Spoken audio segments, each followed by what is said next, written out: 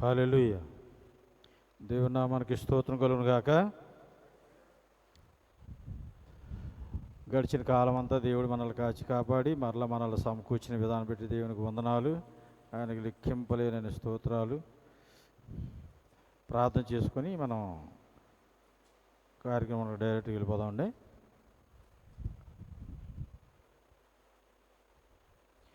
పరిశుద్ధుడు మా తండ్రి, ప్రేమ నమ్మకం మా దేవ, నువ్వెంతైనా నమ్మదగిన దేవుడి ప్రభువ. గడిచిన కాలం అంతా మమ్మల్ని సజీవ లెక్కలో కాచి కాపాడి దినాన మమ్మల్ని ఈ విధంగా దువాడ శాంతి సంఘంలో ఈ విధంగా సమకూర్చిన విధానం పెట్టి నీకు వందనాలు, స్తోత్రాలు. ఈ విధంగా ప్రభు ఈ ఫిబ్రవరి నెలలో ఇంకా మేము సజీవులు ఉన్నాం, ఈ 19వ తారీఖులో కలుసుకున్నాము అంటే ఈ నీ దయా దాక్షిణ్యాలు నీ కృప తప్ప ఇంకేమీ లేదు. మరి గత వారాల్లో ఈ స్థలంలో మీరు జరిగించిన గత నెలలో గత సంవత్సరం కూడా జరిగించిన కార్యక్రమాలు మీరు స్తుతిస్తూ మరలా ఈ సంవత్సరంలో 2వ నెలలో 19వ తారీఖు ఈ రకంగా మేము కూడుకోవడానికి మీరు ఇచ్చిన అవకాశాన్ని బట్టి, మీరు ఇచ్చిన ధన్యతను బట్టి వందనాలు, స్తోత్రాలు తెలియజేస్తూ మేము ధ్యానిస్తున్నటువంటి నాయన ప్రస్తుత యోధారాజ్య చరిత్రలు ధ్యానిస్తున్నాం. కాబట్టి యోధారాజ్యం గురించి మాకు మీ పరిశుద్ధాత్మ ద్వారా బోధించి అందులో మేము నేర్చుకోవాల్సిన పాఠాలు మాకు నేర్పించి దానివల్ల మా జీవితాలు, మా కుటుంబాలు, మా పరిచర్లు ఆశీర్వదకరంగా నీ నామానికి మహిమకరంగా జరిగించి కృప చూపించమని ఇక్కడ స్థానిక సంఘ కాపరైన రావు గారిని, మరి నాయన సేవకుల కుటుంబాన్ని, సంఘాన్ని మీరు ఆశీర్వదించండి, దీవించండి, సహాయం చేయండి. ఈ స్టడీలో వచ్చిన పిల్లలు ఆశీర్వదించండి, ఇంకా రావాల్సిన సహాయం చేయండి. తర్వాత దీని లైవ్లో చూస్తున్న వారిని కూడా, నాయన వీడియోలు చూస్తున్న వారిని కూడా ఆశీర్వదించండి, దీవించండి. ఈ విధంగా ఈ కార్యక్రమాన్ని రికార్డింగ్ చేస్తున్నటువంటి పిల్లలను, దీనికి సహకరిస్తున్నటువంటి అందరిని కూడా మీరు ఆశీర్వదించండి, దీవించండి. అల్పుణ్ణి బలహీన నన్ను మీరు మరుగుపరుచుకొని మీ కృపతో నన్ను జ్ఞాపం చేసుకోమని దయ చూపించమని, నేను ఏ రకంగా మీ ఈ దిన స్టడీ చేయాలో మరి మీ ఆత్మ ద్వారా మాకు బోధించి మీరే మహిమ పొందుకోమని మా ప్రభును రక్షకుడు యేసుక్రీస్తు వారి పరిశుద్ధ నామాన్ని బట్టి స్తుతించి ప్రార్థించి బతిమలాడి వినయపూర్వకంగా కూర్చున్నాం తండ్రి, ఆమెన్. హల్లెలూయా. దేవుని నామానికి స్తోత్రం కలుగును గాక. గడచిన కాలం కృపలో మమ్ము దాచిన దేవా నీకే స్తోత్రము. పగలు రేయి కను పాపవలే కాచిన దేవా నీకే స్తోత్రము. కాచిన దేవా నీకే స్తోత్రము. కాపాడిన తండ్రా నీకే స్తోత్రము. మమ్ము కాచిన దేవా నీకే స్తోత్రము. కాపాడిన దేవా నీకే స్తోత్రము.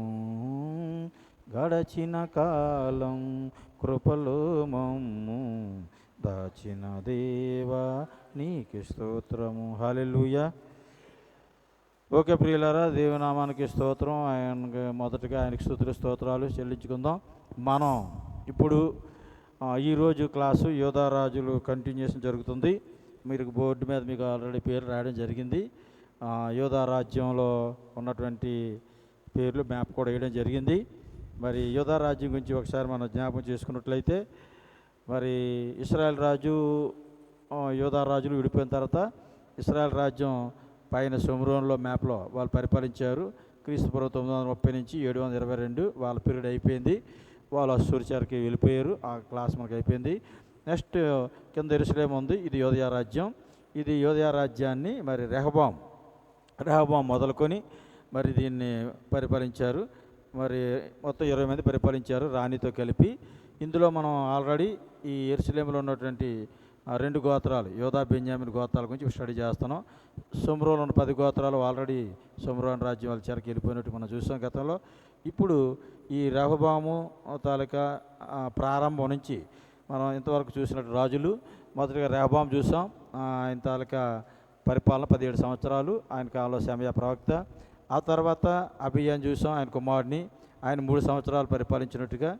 ఆయన తర్వాత అబియా కుమారుడు ఆశా పరిపాలన చూసాం, 41 సంవత్సరాలు పరిపాలించినట్టుగా యెరూషలేములో. మరి ఆశా కాలంలో హనాని అజర్య అనే ప్రవక్త ఉన్నారు. ఆ రీతిగా యెహోషాపాతు ఆశా కుమారుడు 4వ రాజు యోధారాజు. ఆయన కాలంలో 4 ప్రవక్తలు, ఈయన 25 సంవత్సరాలు పరిపాలించాడు. ఈయన కాలంలో మరి 4 ప్రవక్తలు కూడా చూసాం. ఆ తర్వాత 5వ రాజు యెహోషాపాతు కుమారుడు యెహోరాం, ఆయన 8 సంవత్సరాలు పరిపాలించాడు. ఆ తర్వాత ఆయన కుమారుడు అహజ్యా 1 సంవత్సరం పరిపాలించాడు. ఆయన గురించి కూడా మనం చూసాం. తర్వాత 7 అతల్యా రాణి, ఈమె యెహోరాం యొక్క భార్య. అహజ్యాకి ఏమో మరి తల్లి అవుతుంది కనుక మరి ఈ విధంగా అతల్య చరిత్ర కూడా గత వారంలో మనం చూడడం జరిగింది.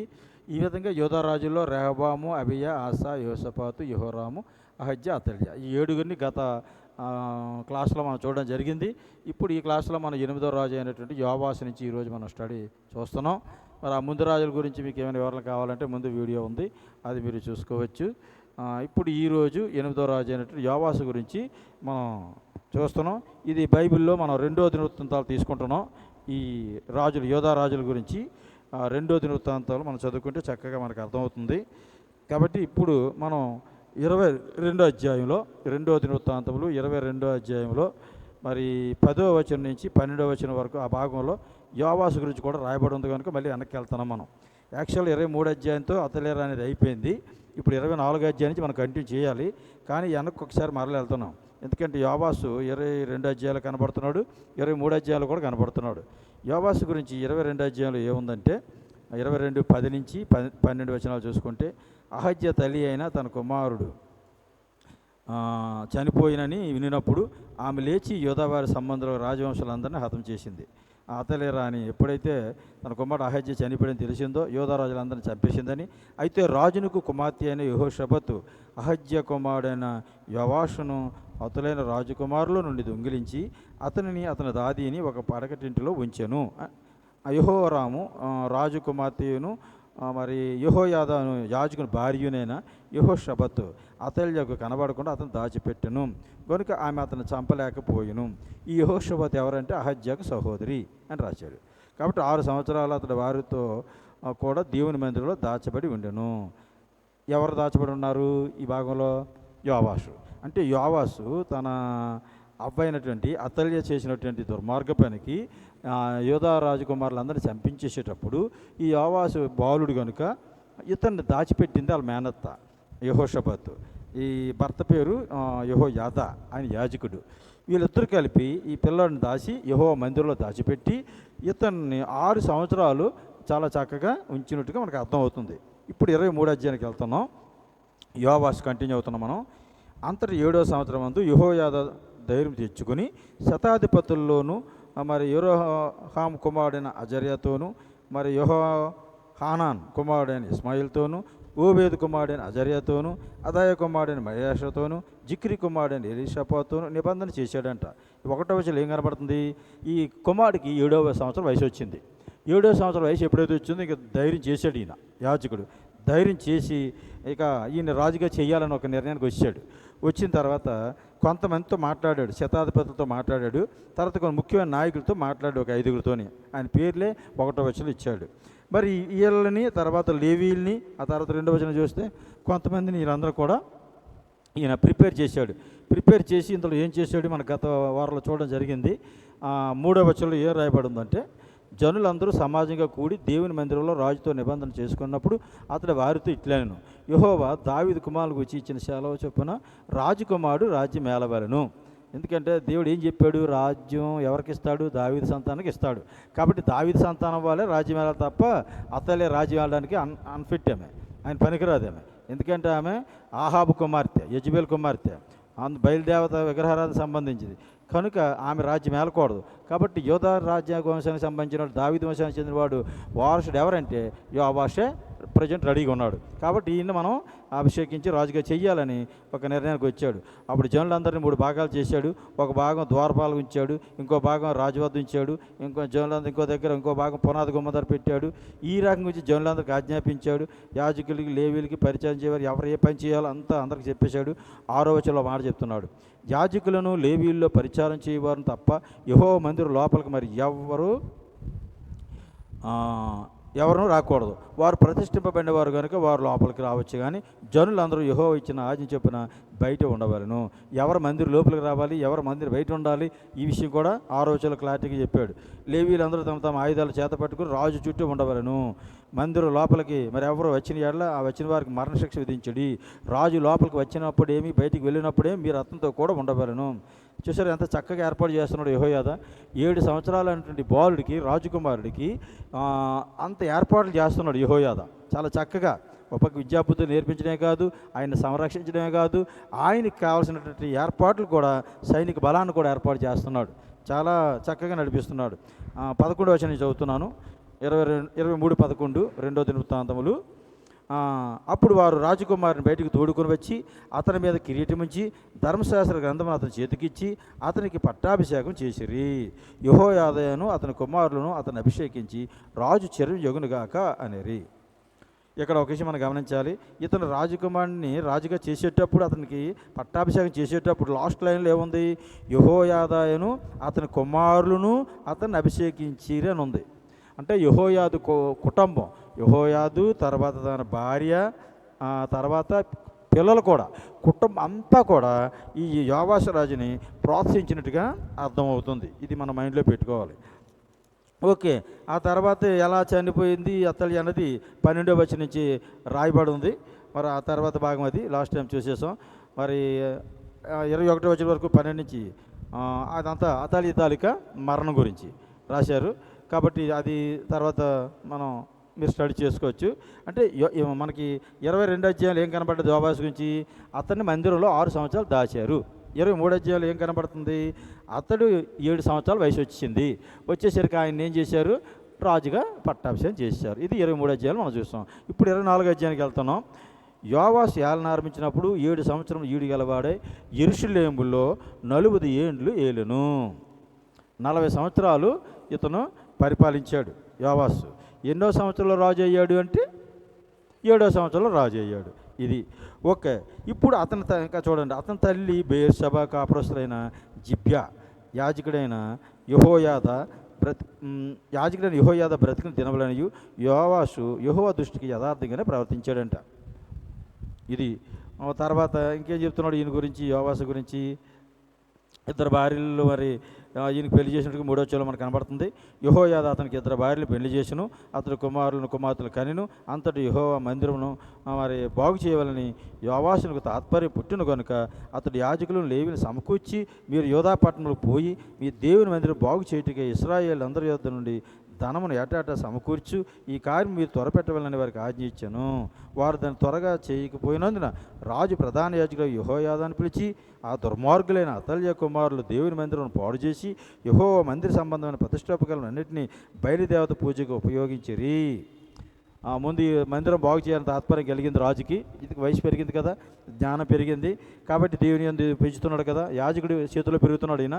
కాబట్టి ఈయన ఎదుగుతూ ఈయనకు ఒక ఆలోచన వచ్చింది, మరి మందిరం బాగు చేయాలంటే ధనం కావాలా. కాబట్టి ప్రజలందరి దగ్గర ధనం మరి పన్ను రూపంలో, కానుకల రూపంలో వసూలు చేసి మరి మందిరం బాగు చేయించని కొంతమంది పంపించాడంట. వాళ్ళు ఏమో దాన్ని పట్టించుకోవట్లేదు. అప్పుడు యెహోయాదాను పిలిచి, అతల్య కుమారుల దుర్మార్గులు వాళ్ళ అసలు మందిరం ఎలాగైపోయింది, అలా అమ్మ వాళ్ళ ఎలాగని మొత్తం చెప్పి మళ్ళీ యెహోయాదాని సిద్ధపరుస్తున్నాడు ఈ రాజు యోవాషు. ఇక ఆ కానుకలు ఎలా చేశాడో ఒక పెట్టి చేయించాడని 8వ వచనంలో కనపడుతుంది. కాబట్టి రాజు ఆజ్ఞ చెప్పిన వారు ఒక పెట్టిని చేయించారు. యెహోవా మందిర ద్వారం బయట దాన్ని ఉంచారు. ఆ 10వ వచనం చూడండి. సంతోషంగా కానుకలు తీసుకొని వచ్చి చాలినంత మట్టుకు పెట్టెలు వేసిరి.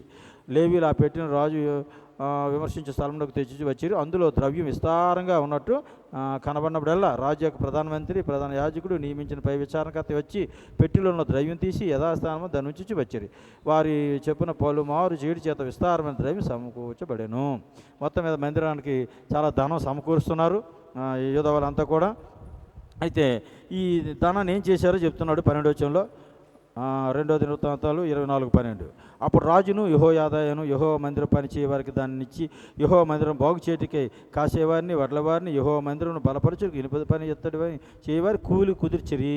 ఇలాగన పనివారు తన పని జరిగించి సంపూర్తి చేసిరి. వారు దేవుని మందిరము దాని యథాస్థితికి తెచ్చి దానిని బలపరిచిరి. దేవుని స్తోత్రం కలుగుగాక.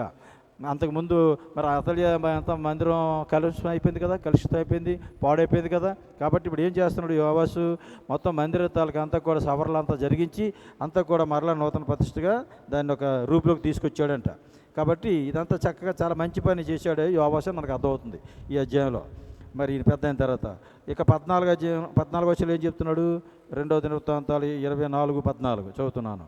అది సిద్ధమైన తరువాత మిగిలిన ద్రవ్యమును రాజుని వద్దకు యెహోయాదా యొద్దకును తీసుకుని రాగా వారు దాని చేత యెహోవా మందిరం సేవ యందు ఉపయోగపడినట్లును దహన బలులను అర్పించుట యందు ఉపయోగపడినట్లును ఉపకరణములను గరిటెలను వెండి బంగారం ఉపకరణములు చేయించిరి.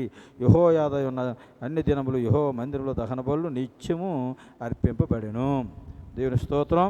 14 వచ్చిన వరకు ఎలా కనపడుతుందంటే యోవాషు యొక్క పరిపాలన 7 సంవత్సరాల వయసులో ఈయన రాజు అయినప్పటికీ కూడా ఈయన చాలా మందిరం మీద శ్రద్ధ తీసుకున్నట్టుగాను, మరి సేవా పరిచర్య అంతా కూడా మరి నిత్యము దహన బలులు ఇవన్నీ కూడా మొత్తం పద్ధతి అంతా కొనసాగించినట్టుగా కనబడుతుంది. దీని అంతటికి కారణం ఏం చెప్తున్నాడంటే యెహోయాదా ఉండడాన్ని. యాజకుడైన యెహోయాదా చేతుల కింద ఈయన పెరిగాడు కనుక, యెహోయాదా ఎంత చేతుల కింద ఉన్నాడు కనుక ఎంతవరకు మంచిగా ప్రవర్తించాడు. ఇప్పుడు ఏం జరిగిందో చూద్దాం 15వ వచనంలో. యెహోయాదా దినములు గడిచిన వృద్ధుడై చనిపోయిన. అతడు చనిపోయినప్పుడు 130 ఏండ్ల వాడు. అతడు ఇశ్రాయేలు దేవుని దృష్టికి తన ఇంటి వారి దృష్టికి మంచివాడే ప్రవర్తించను గనుక జనులు దావీదు పట్టణమందు రాజుల దగ్గర అతను పాతి పెట్టిరి. ఇది చాలా మైండ్లో మనం పెట్టుకోవాలా. యెహోయాదా 130 సంవత్సరాలు బతికాడు. అతడు చాలా మంచివాడు, దేవుని దృష్టికి ఇంటి వారి దృష్టి అందరి దృష్టికి చాలా మంచివాడు అనిపించుకున్నాడు ఈయన యెహోయాదా, ఈ యాజకుడు. అయితే ఇప్పుడు 17 వచనం చూడండి. యెహోయాదా చనిపోయిన తరువాత యోధా అధిపతులు వచ్చి రాజునకు నమస్కరింపగా రాజు వారి మాటకు సమ్మతించెను. అండర్లైన్. ఇప్పుడు యోధా అధిపతులు ఏం చేశారంటే యోవాషు దగ్గరకు వచ్చి, ఎప్పుడైతే యాజకుడు లేడో యెహోయాదా, ఇప్పుడు వీళ్ళు సలహాలు కూడా మొదలెట్టారు. ఇప్పుడు వీళ్ళ సలహాలు రాజు పాటించాడు. 18 వచనం చూడండి. జనులు తమ పితరుల దేవుడైన యెహోవా మందిరమును విడిచి దేవతా స్తంభములకును విగ్రహములకును పూజ చేసిరి. వారు చేసిన ఈ అపరాధం నిమిత్తం యోధా వారి మీదకిని యెరూషలేము కాపురస్తుల మీదకిని కోపం వచ్చెను. ఎలా మారిపోయిందో చూసారా పరిస్థితి? క్షణంలో మారిపోయింది పరిస్థితి. ఎప్పుడైతే యెహోయాదా చనిపోయాడో తర్వాత ఈ అధిపతులు ఎప్పుడైతే ఎంటర్ అయిపోయారో యోధా అధిపతులు, వాళ్ళ మాటలు ఎప్పుడైతే రాజు విన్నాడో ఇక ప్రజలు ఎలా తయారయ్యారంటే మందిరాన్ని విడిచేశారంట. ముందే మందిరాన్ని బాగు చేశారని ఉంది, ఇక్కడికి వస్తే మందిరాన్ని విడిచిపెట్టేశారని ఉంది. విడిచిపెట్టడే కాకుండా ఏం చేశారు, విగ్రహారాధన స్టార్ట్ చేశారు. ఇక దేవుడికి కోపం వచ్చిందంట. 19వ వచనం. తన వైపుకి వారిని మళ్లించుటకే యెహోవా వారి యొద్దకు ప్రవక్తలను పంపగా, ప్రవక్తలను అని రాశారు, మరి వాళ్ళ పేర్లన్నీ లేవు. ఆ ప్రవక్తలు వారి మీద సాక్ష్యం పలికిరి, కానీ వారు చెవియొగ్గకు ఉండరి. అప్పుడు దేవునాత్మ యాజకుడు యెహోయాదా కుమారుడైన జకర్యా మీదకి రాగా అతడు జనులు ఎదుట నిలబడి, మీరెందుకు యెహోవా ఆజ్ఞలను మీరుచున్నారు? మీరు వర్ధిల్లరు, మీరు యెహోవాను విసర్జించుతిరి కనుక ఆయన మిమ్మల్ని విసర్జించి ఉన్నాడని దేవుడు సెలవిచ్చున్నాడు అనెను. అందరూ వారు అతని మీద కుట్ర చేసి రాజు మాటను బట్టి యెహోవా మందిరపు ఆవరణ లోపల రాళ్ళు రువ్వి అతను చావగొట్టిరి. చూసారా ఎలా మారిపోయే పరిస్థితులు? యెహోయాదా అయితే అతను తన భార్య అతను కలిపి ఈ చిన్నపిల్లోడిని బాలుడిగా ఉన్నప్పుడు మందిరంలో దాచారు. 22 అధ్యాయాలు, 23 అధ్యాయాలు 7 సంవత్సరాల వయసు రాగానే రాజుగా చేశారు, పట్టాభిషేకం కూడా చేశారు. ఇంతగా చేసి ఇతను వర్ధిల్లడానికి కారణమైనటువంటి ఆ యెహోయాదా కుమారునే చంపించేశాడు ఈయన. ఇదేదా మనం 11 జ్ఞాపకం ఉంచుకోమన్నాను. ఎక్కడ 11లో 23:11లో యెహోయాదాను అతని కుమారులను అని ఉంది. అంటే ఈ జకర్యా ఒకప్పుడు యోవాషుకి ఏం చేశాడు, మేలు చేశాడు. ఆయన రాజుగా అవడానికి ఈయన కారకుడు, కానీ ఇప్పుడు ఆయనే చంపించేశాడు. ఈయన ప్రవక్తల మాటలు ఎవరి మాటలు వినలేదు, వాళ్ళ పేర్లు రాయలేదు, కానీ కనీసం ఈ ఒక్క ప్రవక్త మాట రాశాడు జకర్యా. ఈ యెహోయాదా కుమారుడు అయినట్టు జకర్యా ఈ ప్రవక్త మాట మాత్రం ఈయన విన్నట్టుగా, ఈయన మాట కూడా వినలేనట్టుగా అర్థమవుతుంది మనకి. ఓకే, ఏదైనప్పటికి కూడా 22వ వచనం చూడండి. ఈ ప్రకారం రాజు అయిన యోవాషు జకర్యా తండ్రి అయిన యెహోయాదా తనకు చేసిన ఉపకారమును మరిచిన వాడై అతని కుమారుని చంపించెను. అతడు చనిపోయినప్పుడు యెహోవా దీన్ని దృష్టించి దీని విచారణలోనికి తెచ్చునుగాక అన్నాడు. అది అంతేగాని ప్రభువాలు క్షమించిన అనలేదు ఈయన. ఇది పాత నిబంధన గ్రంథం. కాబట్టి ఇప్పుడు ఏం చేశాడు, జకర్యా ఎప్పుడైతే చనిపోయాడో అక్కడ ఏం రాయబడింది, కనీసం వాళ్ళ తండ్రి చేసిన ఉపకారాన్ని కనీసం ఈయన జ్ఞాపకం చేసుకోలేదు, మర్చిపోయి అలా ప్రవర్తించాడని రాశాడు. అయితే దీన్ని దేవుడు తీర్పులోకి తెస్తాడని చెప్పాడు. నిజంగా ఆ తర్వాత తీర్పులోకి తెచ్చాడు. 23వ వచనం నుంచి మనం చూస్తే, ఆ సంవత్సరాంతమందు సిరియా సైన్యం యోవాషు మీదకి వచ్చాను. అప్పుడు శత్రువులు వచ్చారు. ఎప్పుడైతే ఒక నీతిమంతుడిని ఒక ప్రవక్తని చంపించాడో రాజు, ఇక ఈయన చూడండి ఈ కష్టాలు ఎలాగుంటాయో. 23 నుంచి సిరియా సైన్యం వచ్చేసింది. వారు యోధా దేశం మీదకి యెరూషలేము మీదకి వచ్చి శేషం లేకుండా జనుల అధిపతులందరిని హతం చేసి తాము పట్టుకుని కొల్లషమంతయు దమస్కు రాజునద్దుకు పంపిరి. సిరియన్లు చిన్న దండుతో వచ్చినను యోధావారు తమ పితరుల దేవుడైన యెహోవాను విసర్జించినందుకే యెహోవా వారి చేతికి అతి విస్తారమైన ఆ సైన్యమును అప్పగింపగా యోవాషు శిక్ష కలిగాను. అంటే శత్రువు దాడి అయిపోయింది. ఇక తర్వాత ఈయన పరిస్థితులు చూడండి, రాజ్యం అలాగైపోయింది. 25వ వచనం చూద్దాం. 24, 25 రెండోది వృత్తాంతాలు. వారు యోబాషును విడిచిపోయినప్పుడు అతడు మిక్కిలి రోగి అయి ఉండెను. అప్పుడు యాజకుడైన యెహోయాద కుమారులు ప్రాణహత్య దోషం నిమిత్తము అతని సేవకులు అతని మీద కుట్ర చేసి అతడి పడక మీద ఉండగా అతన్ని చంపిరి. అతడు చనిపోయిన తరువాత జనులు దావీదు పట్టణం ముందు అతను పాతిపెట్టారు, కానీ రాజుల సమాధుల్లో అతను పాతిపెట్టలేదు. ఏమైందండి ఈ పరిస్థితి? ముగింపు ఎలాగైంది దీనికి? ఒక పక్క సిరియా సైన్యం దాడి చేశారు, చిన్న దండుతో వచ్చారట. సిరియాలు చిన్న దండుతో వచ్చి వెళ్ళి ఓడిచారు. తర్వాత ఈయనేమో రోగి అయ్యాడు. తర్వాత ఇతని సేవకులు ఇతను ఏం చేశారు? కుట్ర చేసి చంపేశారు. చివరికి ఈయన ఎక్కడ సమాధి చేయలేదట? రాజుల సమాధిలో పాతి పెట్టలేదట. దావీదు పట్టణం మంది పాతి పెట్టారు, కానీ రాజుల సమాధిలో పెట్టలేదని చెప్తున్నారు. ఇక అతను ఎవరెవరు చంపారో 26, 27 వచ్చలో చెప్తున్నాడు. అతని మీద కుట్ర చేసిన వారు ఎవరంటే అమ్మోనీయురాలైన షిమాతు కుమారుడు జాబాదు, మోయాబీరాలైన షిమ్రాతు కుమారుడు యెహోజాబాదు అనేవారు. అతని కుమారులు గురించి అతని మీద చెప్పబడిన అనేకమైన దేవక్తుని గురించి అతను దేవుని మందిరం బాగు చేయటం గురించి రాజుల సటిక గ్రంథంలో రాయబడింది. అతనికి బదులుగా అతని కుమారుడైన అమజ్య రాజాయను. దేవుని నామ స్తోత్రం కలుగుగాక. ఇది యోవాస్థల చరిత్ర. యోవాస్థల చరిత్ర 22వ అధ్యాయం 2వ దినవృత్తాంతాలు 10వ వచనం నుంచి మనం ఇక్కడి వరకు 24వ అధ్యాయం ఆఖరి వరకు చూసాం. ఇది యోవాషు యొక్క జీవిత చరిత్ర. యోవాషు యొక్క బయోడేట్ని మీరు ఆ రకంగా మీరు తయారు చేసుకోవచ్చు. ఈయన 7 సంవత్సరాలకి రాజు అయిపోయాడు. తర్వాత ఈయన పరిపాలించినటువంటి సంవత్సరాలు ఏంటండి? 40 సంవత్సరాలు పరిపాలించాడు. మరి ఈయనకి 2 భార్యలు చేశాడని చెప్తున్నాడు.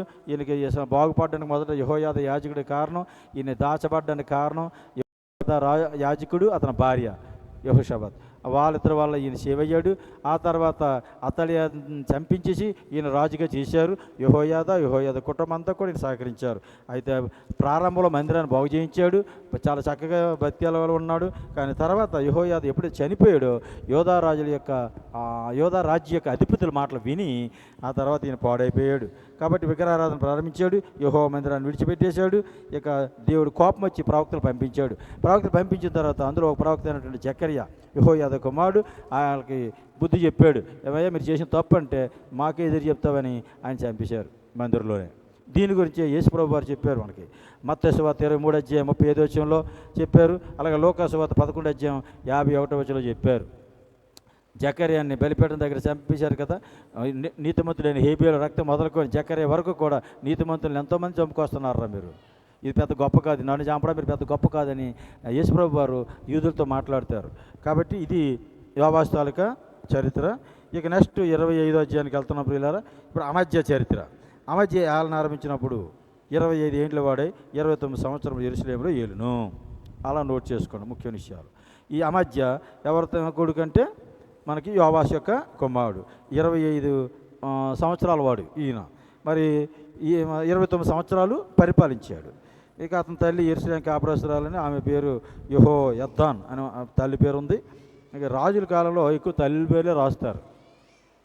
మిగతా సందర్భంలో తండ్రి పేర్లు రాశారు, కానీ రాజుల గ్రంథాల్లో తల్లిల పేర్లు కూడా రాస్తారు. అతడు యెహోవా దృష్టికి 2వ వచనం చూడండి 25:2. అతడు యెహోవా దృష్టికి యథార్థంగా ప్రవర్తించిన కానీ పూర్ణ హృదయంతో ఆయన అనుసరించలేదు. రాజ్యం తనకు స్థిరమైనప్పుడు అతడు రాజు అయిన తన తండ్రిని చంపిన రాజసేవకులను చంపించాడు.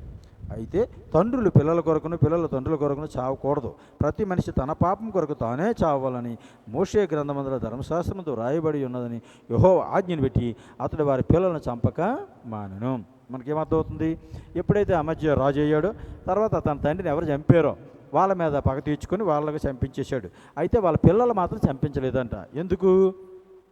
మోషే ధర్మశాస్త్రంలో చెప్పాడంట, ఎవరు పాపాల నిమిత్తం వాళ్ళే చంపాలి తప్ప వాళ్ళ పిల్లలు అన్యాయంగా చంపకూడదని మోషే చెప్పాడు. కనుక అందుకే పాటించాడట ఈయన. ఓకే, ఇప్పుడు 5వ వచనం చూడండి. 25 నుంచి 5వ వచనం నుంచి చదువుతున్నాను. 2వ దినవృత్తాంతాలు 25వ అధ్యాయం 5వ వచనం. అమజ్య యోధా వారు అందరిని సమకూర్చి యోధా దేశమంతటిను బెన్యామీను దేశమంతటిను వారి వారి పితరుల ఇండ్ల బట్టి సహస్రాధిపతులను శతాధిపతులను నియమించను. అతడు 20 సంవత్సరాలు మొదలుకొని అంతకు పైప్రాయం గల వారిని లెక్కింపగా ఈటెను డాళ్లను పట్టుకుని యుద్ధములకు పోదగినట్టు యోధులు 3 లక్షల మంది కనబడేది. ఇతని సైన్యం 3 లక్షల మంది వచ్చారు అమజ్యాకి. అయితే ఆలోచించండి. మరియు అతడు ఇశ్రాయేల్ వారిలో ఉండే 1,00,000 మంది పరాక్రమశాలను 200 మనుగులు వెండికి కుదిర్చాను. ఈ సైన్యం సరిపోలేదని 1,00,000 మందిని కిరాయికి తీసుకున్నాడు. ఎంత 200 మనుగులు ఇచ్చాడంటే వాళ్ళకి. అయితే 7వ వచనంలో ఏం జరుగుతుందో చూద్దాం. దైవజనుడైన ఒకడు అతని యొద్దకు వచ్చి, రాజా, సైన్యమును నీతో కూడా తీసుకుని పోవద్దు. యెహోవా ఇశ్రాయేల్ వారికి ఎఫ్రాయిములో ఎవరికి తోడుగా ఉండడు. అలా పోవాలని నీకున్న ఎడల పొమ్ము. యుద్ధం బలంగా చేసినను దేవుడు నీ శత్రువు ఎదుటి నిన్ను కూల్చును. నిలబెట్టేటియు పడవేటియు దేవుని వశమే కదా. చూసారా ప్రవక్త ఎంత కరెక్ట్గా చెప్పాడు. అయ్యా నువ్వు ఇశ్రాయేల్ వెనకాల వేసుకొని వెళ్తున్నావు, మరి వాళ్ళకి ఎవడు దేవుడు తోడై ఉన్నాడు. వాళ్ళ పరిస్థితిని పెట్టి మరి ఎఫ్రాయిము అంటే అసలు దేవుడు కోపము, వాళ్ళ పక్క విగ్రహారాధకులు కాబట్టి వాళ్ళతో నువ్వు వద్దు, నువ్వు నీ జనంతో వెళ్ళి సరిపోద్ది అంటే మరి ఆ తర్వాత ఏమంటాడో చూద్దాం. మరి ఏదైనా పడగొట్టాలన్నా నిలబట్టాలన్నా దేవుని వశమే కదా, అండర్లైన్ చేసుకోవాలి అలాంటి మాటలు. నీకు విజయం ఇవ్వాలన్నా అపజయం ఇవ్వాలన్నా అని అక్కడ ఓడించాలన్నా గెలిపించాలన్నా దేవుడే చేయాలి తప్ప నీ వెనకాల సైన్యం నీ బలం ఏం అవుతుంది అని చెప్పాడు ప్రవక్త. అప్పుడు 9వ వచనంలో ఏమంటాడో చూద్దాం. అమధ్య ఇలా అంటున్నాడు, దైవజాన్ని చూసి ఇశ్రాయేల్ వారి సైన్యములకు నేను ఇచ్చిన మరి 200 మనుగులు వెండికి ఏం చేయాలని అడిగినందుకు దీనికంటే మరి అధికంగా యెహోవా నీకు ఇయ్యగలడని ఆ దైవజనుడు ప్రత్యుత్తరం ఇచ్చాను. దేవునికి స్తోత్రం కలుగును గాక. చాలా అద్భుతమైన మాట చెప్పాడు. అవి 200 మనుగులు ఏదో ఇచ్చేసేవని ఏదో నష్టపోయినట్టుగా పెద్ద ఫీల్ అవుతున్నావు. నీకు దేవుడు ఇవ్వాలంటే 2000 మనుగులు ఇవ్వగలడు, నీకు ఇంకన్నా అధికంగా ఇవ్వగలడు. ఒక దగ్గర పోయిందంటే ఇంకో దగ్గర దేవుడు నీకు ఇస్తాడు. అంతే తప్ప మళ్ళీ ఆ పెంట అంతా తెచ్చుకుంటూ వాళ్ళతోని మళ్ళీ ఆ మాలిన్యం అంతా కూడా వాళ్ళు విడిచిపెట్టి వాళ్ళకి ఇచ్చిన డబ్బు పోతే పోతుంది, వాళ్ళు పక్కన పెట్టి అని చెప్పాడు అంతే. కాబట్టి దేవుడు దీవించాలనుకుంటే ఇంతకన్నా అధికంగా దీవిస్తాడు నిన్ను అన్న విషయం ఎప్పుడైతే చెప్పాడో ఈ విషయాన్ని నచ్చింది. ఇప్పుడు 10వ వచనం చూడండి. అప్పుడు అమధ్య ఎఫ్రాయిములో తన యొద్దకు వచ్చిన సైన్యమును వేరుపరిచి మీ ఎండ్లకు తిరిగి వెలుడని వారికి సెలవిచ్చాను. అందుకు వారితో వారు కోపము యోధా వారి మీద బహుగా రగులుకొనెను. వారు ఉగ్గురై తమ ఎండ్లకు తిరిగి పోయిరి. ఇప్పుడు ఎప్పుడైతే వచ్చి వాళ్ళు పొమ్మంటే ఎలా ఉంటుంది వాళ్ళకి, వాళ్ళ కోపం వచ్చింది ఈ ఇశ్రాయేల్ 10 గోత్రాలకి. ఇంతవరకు పిలిచి ఇప్పుడేం మమ్మల్ని పొమ్మన్నాడేటి, ఎంత నీచంగా చూసేటట్టు మనాలి, రమ్మన్నాడు పొమ్మన్నాడు అని పడ్డారు. కోప్పడి వెళ్ళిపోయి ఏం చేస్తున్నారు వీళ్ళు. 11వ వచనం నుంచి అంతటా అమధ్య ధైర్యం తెచ్చుకొని తన జనులతో కూడా బయలుదేరి ఉప్పు పళ్ళ స్థలమును పోయి శేయీరు వారిలో 10,000 మందిని హతం చేసును. వీళ్ళు ఎప్పుడైతే పొమ్మన్నాడు ఎఫ్రాయిము వెళ్ళి ఈయన శేయీరు వారితో యుద్ధానికి వెళ్ళిపోయాడు. శేయీరు వారు అంటే ఎదోమీలతో యుద్ధానికి వెళ్ళిపోయాడు. 10,000 మందిని చంపేశాడు. అంటే 12వ వచనం ప్రాణంతో ఉన్న మరి 10,000 మందిని యోధా వారు చెరపట్టుకుని వారిని ఒక పేటీ మీదకు తీసుకొని పోయి ఆ పేటీ మీద నుండి వారిని పడవేయగా వారు తొత్తునిలైపోయిరి. ఇది అంటే ఎదోమీలు జయించేశాడని చెప్తున్నాడు ఇక్కడ. యోధారాజు అమధ్య ఏం చేశాడంటే మీకు అర్థమవుతుంది అనుకుంటున్నాను. వచ్చినట్టు ఎఫ్రాయిము వెళ్ళి ప్రవక్త చెప్పినట్టుగా వద్దని చెప్పేశాడు. మీ సాయం మాకు అక్కర్లేదురా బాబు, నాకు దేవుడే సాయం అని ఇక దేవుడి మీద ఆధారపడిపోయాడు. వీళ్ళ పక్క పంపించిన తర్వాత ఇప్పుడు ముందుకు వెళ్ళిపోయాడు. ఈయన ముందుకు వెళ్ళిపోతే ఎవరితో యుద్ధం చేశాడు, ఎదోమీలతో యుద్ధం చేశాడు. ఇప్పుడు ఎదోమీల్ని జయించాడని చెప్తున్నాడు. ఇప్పుడు నెక్స్ట్ 25-13వ వచనం చూద్దాం. అయితే తనతో కూడా యుద్ధంలోకి రావద్దని అమధ్య తిరిగి పంపివేసిన సైనికులు సొమ్రోను మొదలుకొని బెత్‌హోరోను వరకు ఉన్న యోధా పట్టణం మీద పడి వారిలో 3,000 మందిని హతం చేసి విస్తారమైన కొల్ల సొమ్ము పట్టుకొని పోయిరి. వీళ్ళు కోపం వచ్చింది కదా ఈ ఎఫ్రాయిములకి. వెళ్ళిపోతే వీళ్ళు ఏం చేశారు, కొంతమందిని 3,000 మంది చంపేశారు, కొంత దోసుకొని పోయారు. వీళ్ళు మమ్మల్ని ఎంత అవమానపరిచాడని. ఇక 14వ వచనంకి వెళ్దాం. 25-14 అమధ్య ఎదోమీలను ఓడించి తిరిగి వచ్చిన తర్వాత అతడు శేయీరు వారి దేవతలను తీసుకొని వచ్చి తనకు దేవతలుగా నిలిపి వారికి నమస్కరించి ధూపం వేసాను. ఇక్కడ మ్యాప్ వైపు మీరు చూడండి. అమధ్య పరిపాలన యెరూషలేములో జరుగుతుంది.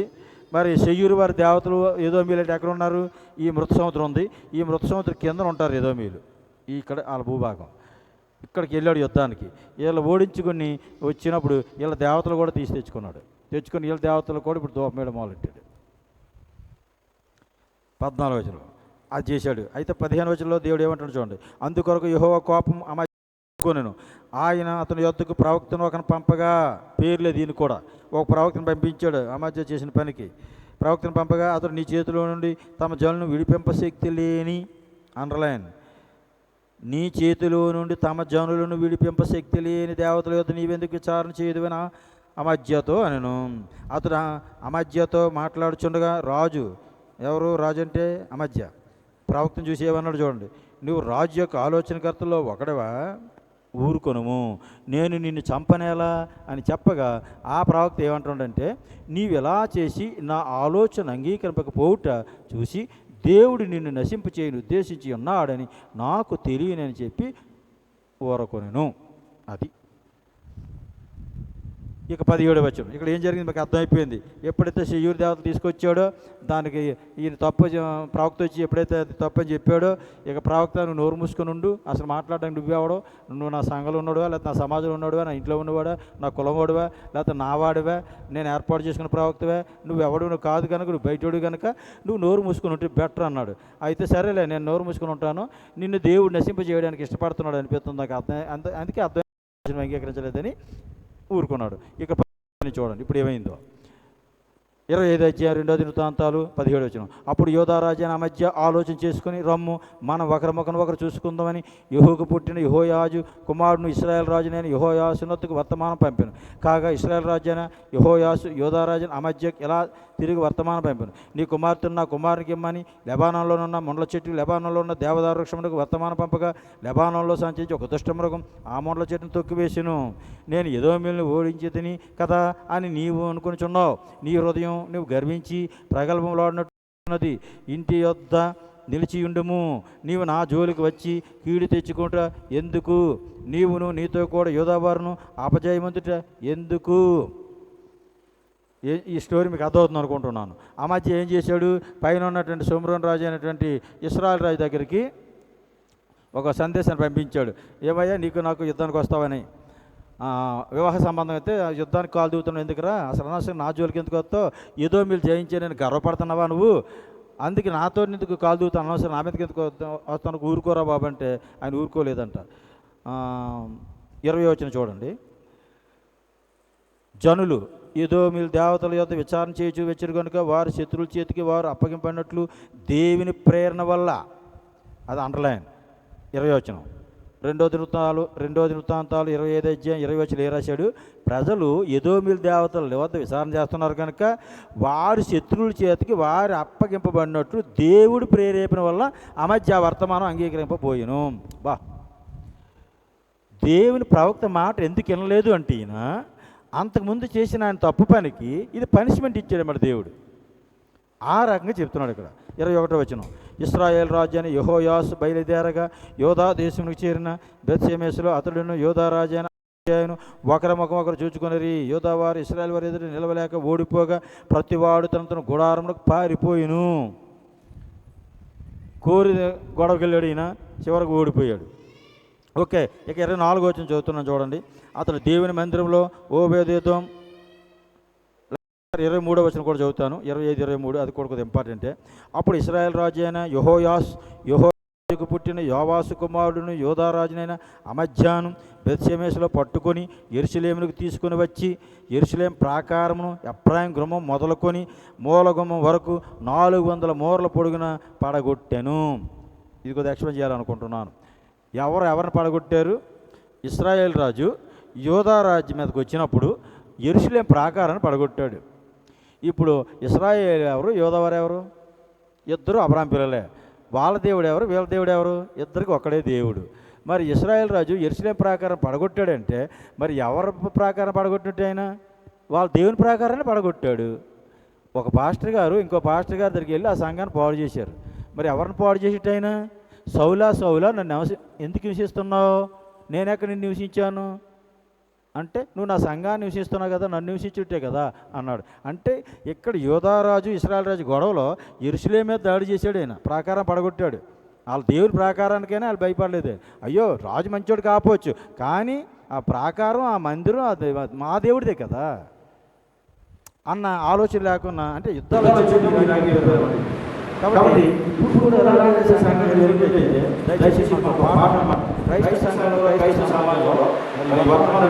సరే, ఒక వ్యక్తికి ఇంకొక వ్యక్తికి పర్సనల్ గ్రేజెస్ ఉన్నప్పుడు, ఒక ఏదైనా పర్సనల్ ఇష్యూస్ ఉన్నప్పుడు దేవుని పని పాడు చేయకూడదు. దేవుని పని పాడు చేస్తే దేవుని పని పాడు చేస్తున్నందుకు పనిష్మెంట్ అనిపించాల్సి వస్తుంది ఎవరైనా సరే. కాబట్టి ఒకరి పని ఒకరు పాడు చేసుకోకూడదు, వాళ్ళు ఏ డినామినేషన్ అయినా పర్వాలేదు. కాబట్టి ఆ విషయంలో మనం చాలా జాగ్రత్త వహించవలసి ఉంటుంది. కాబట్టి జీవంగల దేవుని పని, జీవంగల దేవుని సంఘం, అది జీవంగల దేవుని సేవకులు వాళ్ళు. కాబట్టి ఆ పరిచర్య వేరే డినామినేషన్ కావచ్చు, వేరే సిద్ధాంతం కావచ్చు, వాళ్ళకి మనకి మిస్అండర్స్టాండ్ ఉండొచ్చు, లేదా అపార్థాలు ఉండొచ్చు, లేదా ఇంకొక ఏమైనా ఉండొచ్చు, కానీ పని పాడు చేయకూడదు. దేవుని పని మాత్రం పాడు చేయకూడదు. అది మా దేవుడి పనే. ఆ సంఘం కోసం క్రీస్తు రక్తం కాచాడు. ఈ సంఘం కోసం కూడా క్రీస్తు రక్తం కాచాడు. మా కోసం కాచేట్టు వాళ్ళకు కూడా క్రీస్తు రక్తం కాచాడు. వాళ్ళు క్రీస్తు పిల్లలే, మేము క్రీస్తు పిల్లలే అన్న భావంతో వెళ్ళిపోవాల్సి ఉంటుంది. ఓకే, నెక్స్ట్ వచనం 24 వచనం చూడండి. అతడు దేవుని మందిరంలో ఉభయదేదమున వద్దనున్న వెండంతయు బంగారమంతయు ఉపకారంలోని రాజనగరం ఉందన్న సొమ్మును కుదవపెట్టబడిన వారిని తీసుకొని సొమ్ములోనికి తిరిగి వెళ్ళాను. మొత్తం మందిరంలో ఉన్నంతగా దోచుకొని వెళ్ళిపోయాడు. ఇక నెక్స్ట్ 25వ వచనం నుంచి మనం చూస్తే 25 ఇశ్రాయేలు రాజును యెహోయాజు కుమారుడైన యెహోయాసు మరణమైన తరువాత యోధా రాజును యోవాసు కుమారుడైన అమజ్య 15 సంవత్సరములు బ్రతికెను. ఆ తర్వాత ఈయన ఇంకా 15 సంవత్సరాలు ఎక్స్ట్రా బ్రతికాడని చెప్తున్నాడు. ఇక అమజ్య చేసిన కార్యాల గురించి చెప్తున్నాడు. 27వ వచనం. అమజ్య యెహోవాను అనుసరించడం మానివేసిన తరువాత జనులు యెరూషలేములో అతని మీద కుట్ర చేయగా అతడు లాకీషునకు పారిపోయాను. ఇక ప్రజలు కూడా ఈయన మీద తిరుగుబాటు చేశారు. ఈయన యెహోవాను అనుసరించడం మానేశాడు రాజు. కాబట్టి 28వ వచనం చూడండి. అయితే వారు అతని వెనక లాకీషునకు మనుషులు పంపి అతను అక్కడ చంపి గుర్రాల మీద అతని శవం ఎక్కించి తీసుకొని వచ్చి యోధా పట్టణమందు అతని తండ్రుల యొద్ద అతని పాతిపెట్టిరి. దేవుని నామ స్తోత్రం కలుగును గాక. 25 అంతా కూడా అమజ్య గురించే రాశాడు. కాబట్టి అమజ్య మరి 25 సంవత్సరాలు రాజు అయ్యాడు. 29 సంవత్సరాలు పరిపాలించాడు. ఈయన తండ్రి మరి యోవాసు నాకు అర్థమైంది, యోవాసు కుమారుడు ఈయన. మరి ఈయన మొదట తన తండ్రి తాలూకా హంతకుల్ని, ఆ నేరగాస్తులు చంపేశాడు. కానీ వాళ్ళ పిల్లలు మాత్రం ధర్మశాస్త్ర ప్రకారంగా వాళ్ళు చంపలేదు. ఆ తర్వాత ఈయన ఎదోము మీదకి యుద్ధానికి వెళ్ళినప్పుడు ఇశ్రాయేల్ని వెండిచ్చి 200 మనుగులు వెండిచ్చి 1,00,000 మంది కుదుర్చుకున్నాడు. ఒక ప్రవక్త, పేర్లే ప్రవక్త వచ్చి ఆయనకి ఏం చెప్పాడు, అబ్బాయి వాళ్ళకు వద్దురా బాబు వాళ్ళ సహాయం, దేవుడు వాళ్ళకి తోడై ఉండడం అనగానే మానేశాడు. ఆ తర్వాత ఈయన ముందుకు వెళ్ళాడు. ఎదోము మీద బాగానే ఉంది, అంతవరకు బాగానే చేశాడు. ఎదోము మీద విజయం కూడా సాధించాడు. ఎప్పుడైతే ఎదోము మీద విజయం సాధించాడో ఈయనలో ఆటోమేటిక్గా భక్తి చోటు చేసుకుంది. వాళ్ళ విగ్రహాలు తీసుకొచ్చి ఈయన పెట్టుకున్నాడు యెరూషలేములో. తర్వాత ఆ గర్వం ఇశ్రాయేలు రాజు మీద కూడా యుద్ధానికి వెళ్ళడానికి సహాయపడింది. అప్పుడు ఇంకో ప్రవక్తను పంపించాడు దేవుడు. ఏమయ్యా మరి ఆయన గద్దిస్తుంటే అసలు నువ్వెవడు నాకు చెప్పడం కానాడు ఆయన ఇంక సరేలే ఇంకా దేవుడిని చూసుకుంటాడని ఆయన ఉద్దేశం వెళ్ళిపోయి ఉంది. ఆ తర్వాత ఈయన యెహోయాజుతో యుద్ధానికి అంటే యెహోయాసుతో యుద్ధానికి వెళ్ళినప్పుడు ఇశ్రాయేలు రాజు యెహోయాసు అంటే గుర్తుంది అనుకుంటున్నాను, మర్చిపోకండి. నేను అస్తమానం యెహోయాసు అంటే ఇశ్రాయేలు రాజు యెహోయాసు అంటే ఎవరు? యెహూ కుమారుడు. యెహూకి చూసిన 4 తరాల వారిని రాజ్యాన్ని పరిపాలిస్తారని ఇశ్రాయేలు రాజు 10వ వాడిని యెహూకి వాగ్దానం ఇచ్చాడు దేవుడు. ఆహాబు కుటుంబం నువ్వు నిర్మూలన చేసావు కనుక నీ కుటుంబం 4 తరాలు రాజ్యం చేస్తానని చెప్పాడు కదా. ఆ యెహూ తర్వాత యెహోయాజు, ఆ తర్వాత యెహోయాసు. యెహోయాజు అన్నాడు ఒకడు, యెహూ తాలూకా కుమారుడు. తర్వాత యెహోయాసు, ఆ తర్వాత రెండో యెరోబాము, ఆ తర్వాత జకరియా. ఆ యెహూ తాలూకా కుటుంబం ఇదంతా కూడా. యెహూ 10వాడైతే యెహోయాజు 11వాడు, యెహోయాసు 12వాడు. అంటే ఇశ్రాయేల్ రాజు అయిన 12వాడైన యెహోయాసుకి ఈ యోధారాజు ఎన్నవాడు? ఈ బోర్డు మీద రాశాను, 9వాడు. ఆ మధ్య అంటే ఈ 9వ రాజుకి ఆ 12వ రాజుకి అలా నెంబరింగ్ పెట్టుకోండి, మీకు ఈజీగా ఉంటుంది. ఈ 9వ రాజుకి ఆ 12వ రాజుకి ఇప్పుడు యుద్ధమైంది. అందులో ఈయన ఓడిపోయాడు, యోధారాజు ఓడిపోయాడు. ఇది యోధారాజు చరిత్ర 25లో. చివరికి ఈయన్ని జనులు చంపేసి పాతి పెట్టారని ఉంది. ఇక నెక్స్ట్ రాజు ఎవరు మనకి? 10వ రాజు ఉజ్జియా దగ్గరికి వెళ్తున్నామండి. 10వ రాజు. ఈయన గురించి 2వ దినవృత్తాంతాలు 26వ అధ్యాయంలో రాయబడి ఉంటుంది. ఈ దినవృత్తాంతాల గ్రంథం చాలా చక్కగా ఇచ్చాడు. ఒక్కొక్క యోధారాజు గురించి ఒక్కొక్క అధ్యాయం కేటాయించాడు. రాజుల గ్రంథం అయితే ఒక్కొక్క అధ్యాయాలు కొంత ఇచ్చట, కొంత యోధారాజు, కొంత ఇశ్రాయేలు రాజు, కొంత యోధారాజు, కొంత ఇశ్రాయేలు రాజు కలిపి ఉన్నాయి సందర్భాలు. ఇక్కడ మాత్రం దేనికి అదే క్లియర్గా రాయడం జరిగింది. ఓకే, ఇప్పుడు 26వ అధ్యాయానికి వెళ్తున్నాను ప్రియులారా. అంతటా యోధా జనులందరూ 16 ఏండ్ల వాడైన ఉజ్జియాను తీసుకొని అతని తండ్రి అయిన అమజ్యాకు బదులుగా రాజుగా నియమించిరి. ఎప్పుడైతే తండ్రి చనిపోయాడో 16 సంవత్సరాల వయసులో ఉన్నటువంటి ఉజ్జియాని రాజుగా చేసినట్టుగా అర్థమవుతుంది. ఆ తర్వాత అతడు ఏలాతోను కట్టించి రాజుగా తన తండ్రి అతని పితరులతో కూడా నిద్రించిన తర్వాత అది యోధావారికి తిరిగి వచ్చినట్లు చేశాను. 3వ వచనం. ఉజ్జియా ఏలన ఆరంభించినప్పుడు 16 ఏండ్ల వాడై యెరూషలేములో 52 సంవత్సరములు ఏలును. అండర్లైన్. 52 సంవత్సరాలు పరిపాలించాడు ఉజ్జియా రాజు. అతని తల్లి యెరూషలేము కాపురస్తురాలు, ఆమె పేరు యొకల్యా. అతడు తన తండ్రి అయిన అమజ్య చర్య అంతర ప్రకారంగా యెహోవా దృష్టికి యథార్థముగా ప్రవర్తించెను. యథార్థంగా ప్రవర్తించాడు అంటే యెహోవా దృష్టికి 26లో. అమజ్య కూడా మొదట్లో కొంతవరకు యథార్థం చేశాడు, కానీ దాన్ని సంపూర్ణంగా చేయలేకపోయాడు ఆయన. తర్వాత 5వ వచనం 26:5. దేవుని ప్రత్యక్ష విషయము అందు తెలివి కలిగిన జకరియా దినముల్లో, అంటే ప్రవక్త జకరియా అని ఒక ప్రవక్త అనమాట ఈయన కాలంలో, ఉజ్జియా కాలంలో. అతడు దేవుని ఆశ్రయించెను. అతడు యెహోవాను ఆశ్రయించేంత కాలము దేవుడు అతను వర్ధిల్ల చేశాను. ఇది ఎప్పుడు కూడా చాలా ఇంపార్టెంట్ ఏంటంటే విషయాలు మన రాజుల చరిత్రలో మనకు కనబడతాయి. ఆ రాజులకి ఒక యాజకుడో ఒక ప్రవక్తో ఎవరైనా డైరెక్షన్స్ ఇచ్చే వ్యక్తి ఉంటే వాళ్ళు బాగానే చేసేవారు వాళ్ళ సలహాల వల్ల. వాళ్ళు చనిపోయిన తర్వాత లేకపోతే వాళ్ళ పక్కన పెట్టేశారు అనుకోండి వీళ్ళు, అప్పుడు వీళ్ళు భ్రష్టులు అయ్యేవారు. అదొకటి. రెండోది, ఆ యెహోవాను ఆశ్రయించినంత కాలము అని ఉంటుంది. యెహోవా మీద ఆధారపడినంత కాలము, లేదా వాళ్ళ సేవకుల ప్రవక్తల మీద ఆధారపడినంత కాలము వాళ్ళు వర్ధిల్లారు ఉంటుంది. ఎప్పుడైతే వాళ్ళ సేవకులు వాళ్ళ ప్రవక్తలు పక్కన పెట్టేశారో, వాళ్ళ దేవుని పక్కన పెట్టేశారో, వాళ్ళు భ్రష్టులు అయినట్టుగా కనపడుతుంది. రాజుల చరిత్ర మనకి ఎక్కువ అదే. 6వ వచనం, అతడు బయలుదేరి ఫిలిష్తీయులతో యుద్ధం చేసి గాతు ప్రాకారం, యబ్నే ప్రాకారం, అష్డోద్ ప్రాకారం పడగొట్టి అష్డోద్ దేశంలోను ఫిలిష్తీయుల ప్రదేశంలోను ప్రాకారం కట్టించెను. ఫిలిష్తీయులతోనూ గోర్భయంలో నివసించిన అరబీలతోనూ మోహనీలతోనూ అతడు యుద్ధం చేయగా దేవుడు అతనికి సహాయం చేసెను. అంటే ఈయన చేస్తున్న పని అంతా కూడా ఎప్పుడైతే బాగుందో, ఒక పక్క వర్ధిల్తున్నాడు, దేవుడి సహాయం కూడా ఈయన మీద ఉందని మనకు అర్థమవుతుంది. అయితే 8వ వచనం చూద్దాం. అమ్మోనీలు విద్యకు పన్నిచ్చి వచ్చిరి. అమ్మోనీలు కూడా విద్యకు పన్నుతున్నారు. అమ్మోనీలు ఎక్కడ ఉన్నారండి? మ్యాప్ వేసి మీరు చూస్తే ఇది యెరూషలేము, ఇక్కడ పరిపాలిస్తున్న విద్య. ఇప్పుడు అమ్మోనీలు పక్క తూర్పున ఉంటారు, యోర్దానికి తూర్పున అమ్మోనీలు ఉంటారు, ఈ కిందనేమో మోయాబీలు ఉంటారు, ఇక్కడేమో మిజ్జానీలు ఉంటారు ఎర్ర సముద్రానికి తూర్పున, ఇక్కడేమో ఎదోమీలు ఉంటారు, ఇక్కడ అమాలేకీలు ఉంటారు, ఇక్కడ సిరియా వారు ఉంటారు. ఈ చుట్టూ ఉన్నటువంటి శత్రువులు అందరూ వీళ్ళకి ఎప్పుడు కూడా దాడి చేస్తూనే ఉంటారు. ఓకే, ఇప్పుడు ఈ అమ్మోనీలు కూడా ఈయనకి పన్నిస్తున్నారట. అతడు 8వ వచనం చదువుతున్నాను. అతడు అధికంగా బలాభివృద్ధి నొందెను కనుక అతని కీర్తి ఐగుప్తు మార్గ ప్రదేశము అన్నిటిను వ్యాపించెను. ఓకే, ఇంకా చాలా విషయాలు అంటే మొత్తం వర్ధిల్తున్నాడని రాశాడు. 10వ వచనంకి వెళ్తున్నాను. ప్రతి వచనాన్ని చదవాలంటే చాలా మనకు టైం తీసుకుంటుంది. వచనాలు కొన్ని ముఖ్యమైన వచనాలు చదువుకెళ్తున్నాను.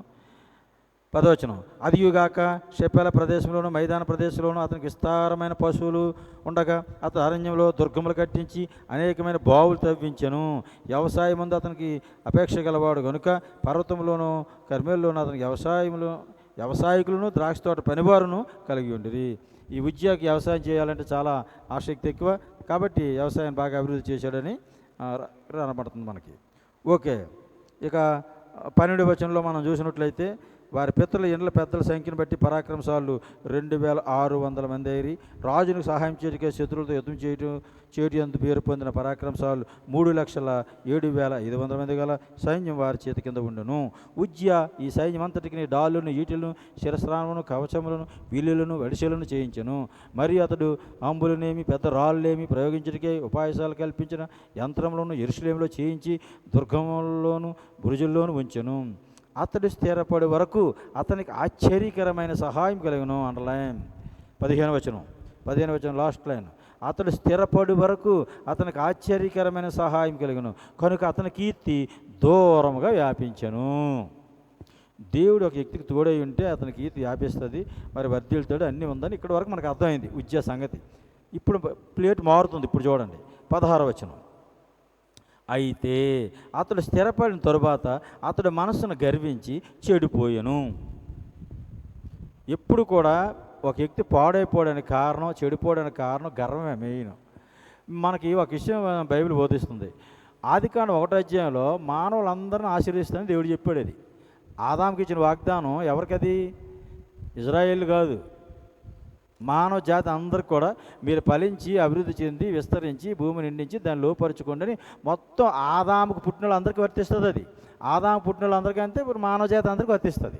కాబట్టి ఇప్పుడు మానవ జాతి అంతా వర్తిల్లడానికి కారణం ఏంటి? ఆ బ్లెస్సింగే. చేపలు చేసేటప్పుడు చేపలు మీరు ఫలించి విస్తరించండి అన్నాడు. జంతువులు చేసేటప్పుడు మీరు ఫలించి విస్తరించండి అన్నాడు. వృక్షాలు, జంతువులు, ఫల వృక్షాలు, సృష్టిలో ప్రతి దాన్ని కూడా మీరు ఫలించి విస్తరించండి అని చెప్పాడు. ఆ రకంగా పక్షులు, జంతువులు, చేపలు ఈరోజు సమృద్ధిగా మానవులకి ఎన్నుగా దాన్ని వస్తున్నాయి. ఎందుకు? దేవుడు ఆ రకంగా బ్లెస్ చేసాడు కనుక.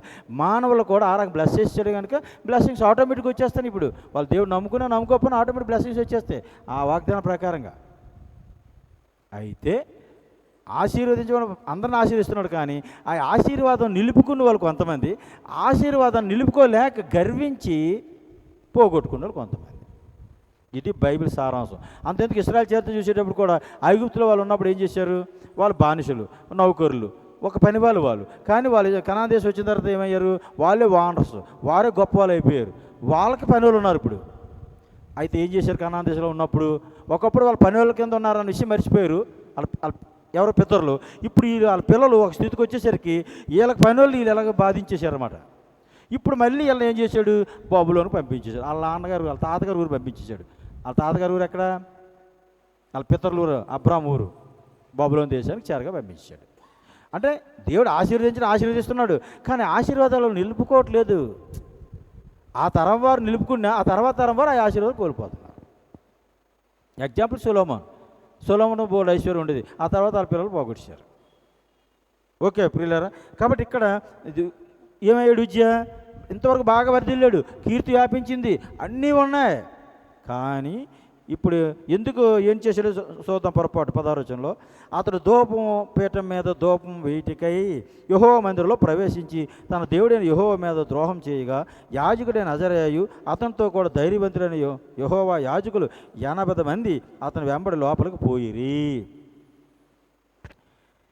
యెహోవా మందిరంలో ధూపం వేయడం అన్నది యాజకుడి పని వాళ్ళ ధర్మశాస్త్ర ప్రకారంగా. మరి ఇప్పుడు ఈయన ఏం చేశాడు? రాజు కదా, కాబట్టి నేను ధూపం మీద తప్పేటి? ఇప్పుడు నాకు ఏటి లోటు? నాకు అన్నీ ఉన్నాయి కదా, నా వెనకాల జనం ఉన్నారు, ఆస్తి ఉంది, కీర్తి బాగా వ్యాపించింది, అన్నీ ఉన్నాయి కనుక నేనేం చేసినా పర్వాలేదు అనుకున్నాడు రాజు. కానీ ఏం చేసినా పర్వాలేదు, కానీ దేవుడి సేవకుడు చేయవలసిన యాజకత్వ పనిని, ఆ యాజకత్వ ధూపం వేసే పనిని, ప్రత్యక్ష గుడారంలో లేదా మందిరంలో ధూపం వేసే పని యాజకుడిది. అది రాజు చేయకూడదు. సౌలు రాజు కూడా ఇలాగ మిస్టేక్ చేశాడు. సమయాలు వచ్చే లోపల దహన బలి అర్పించాడు, అందుకే కదా దేవుడు కోపం వచ్చింది.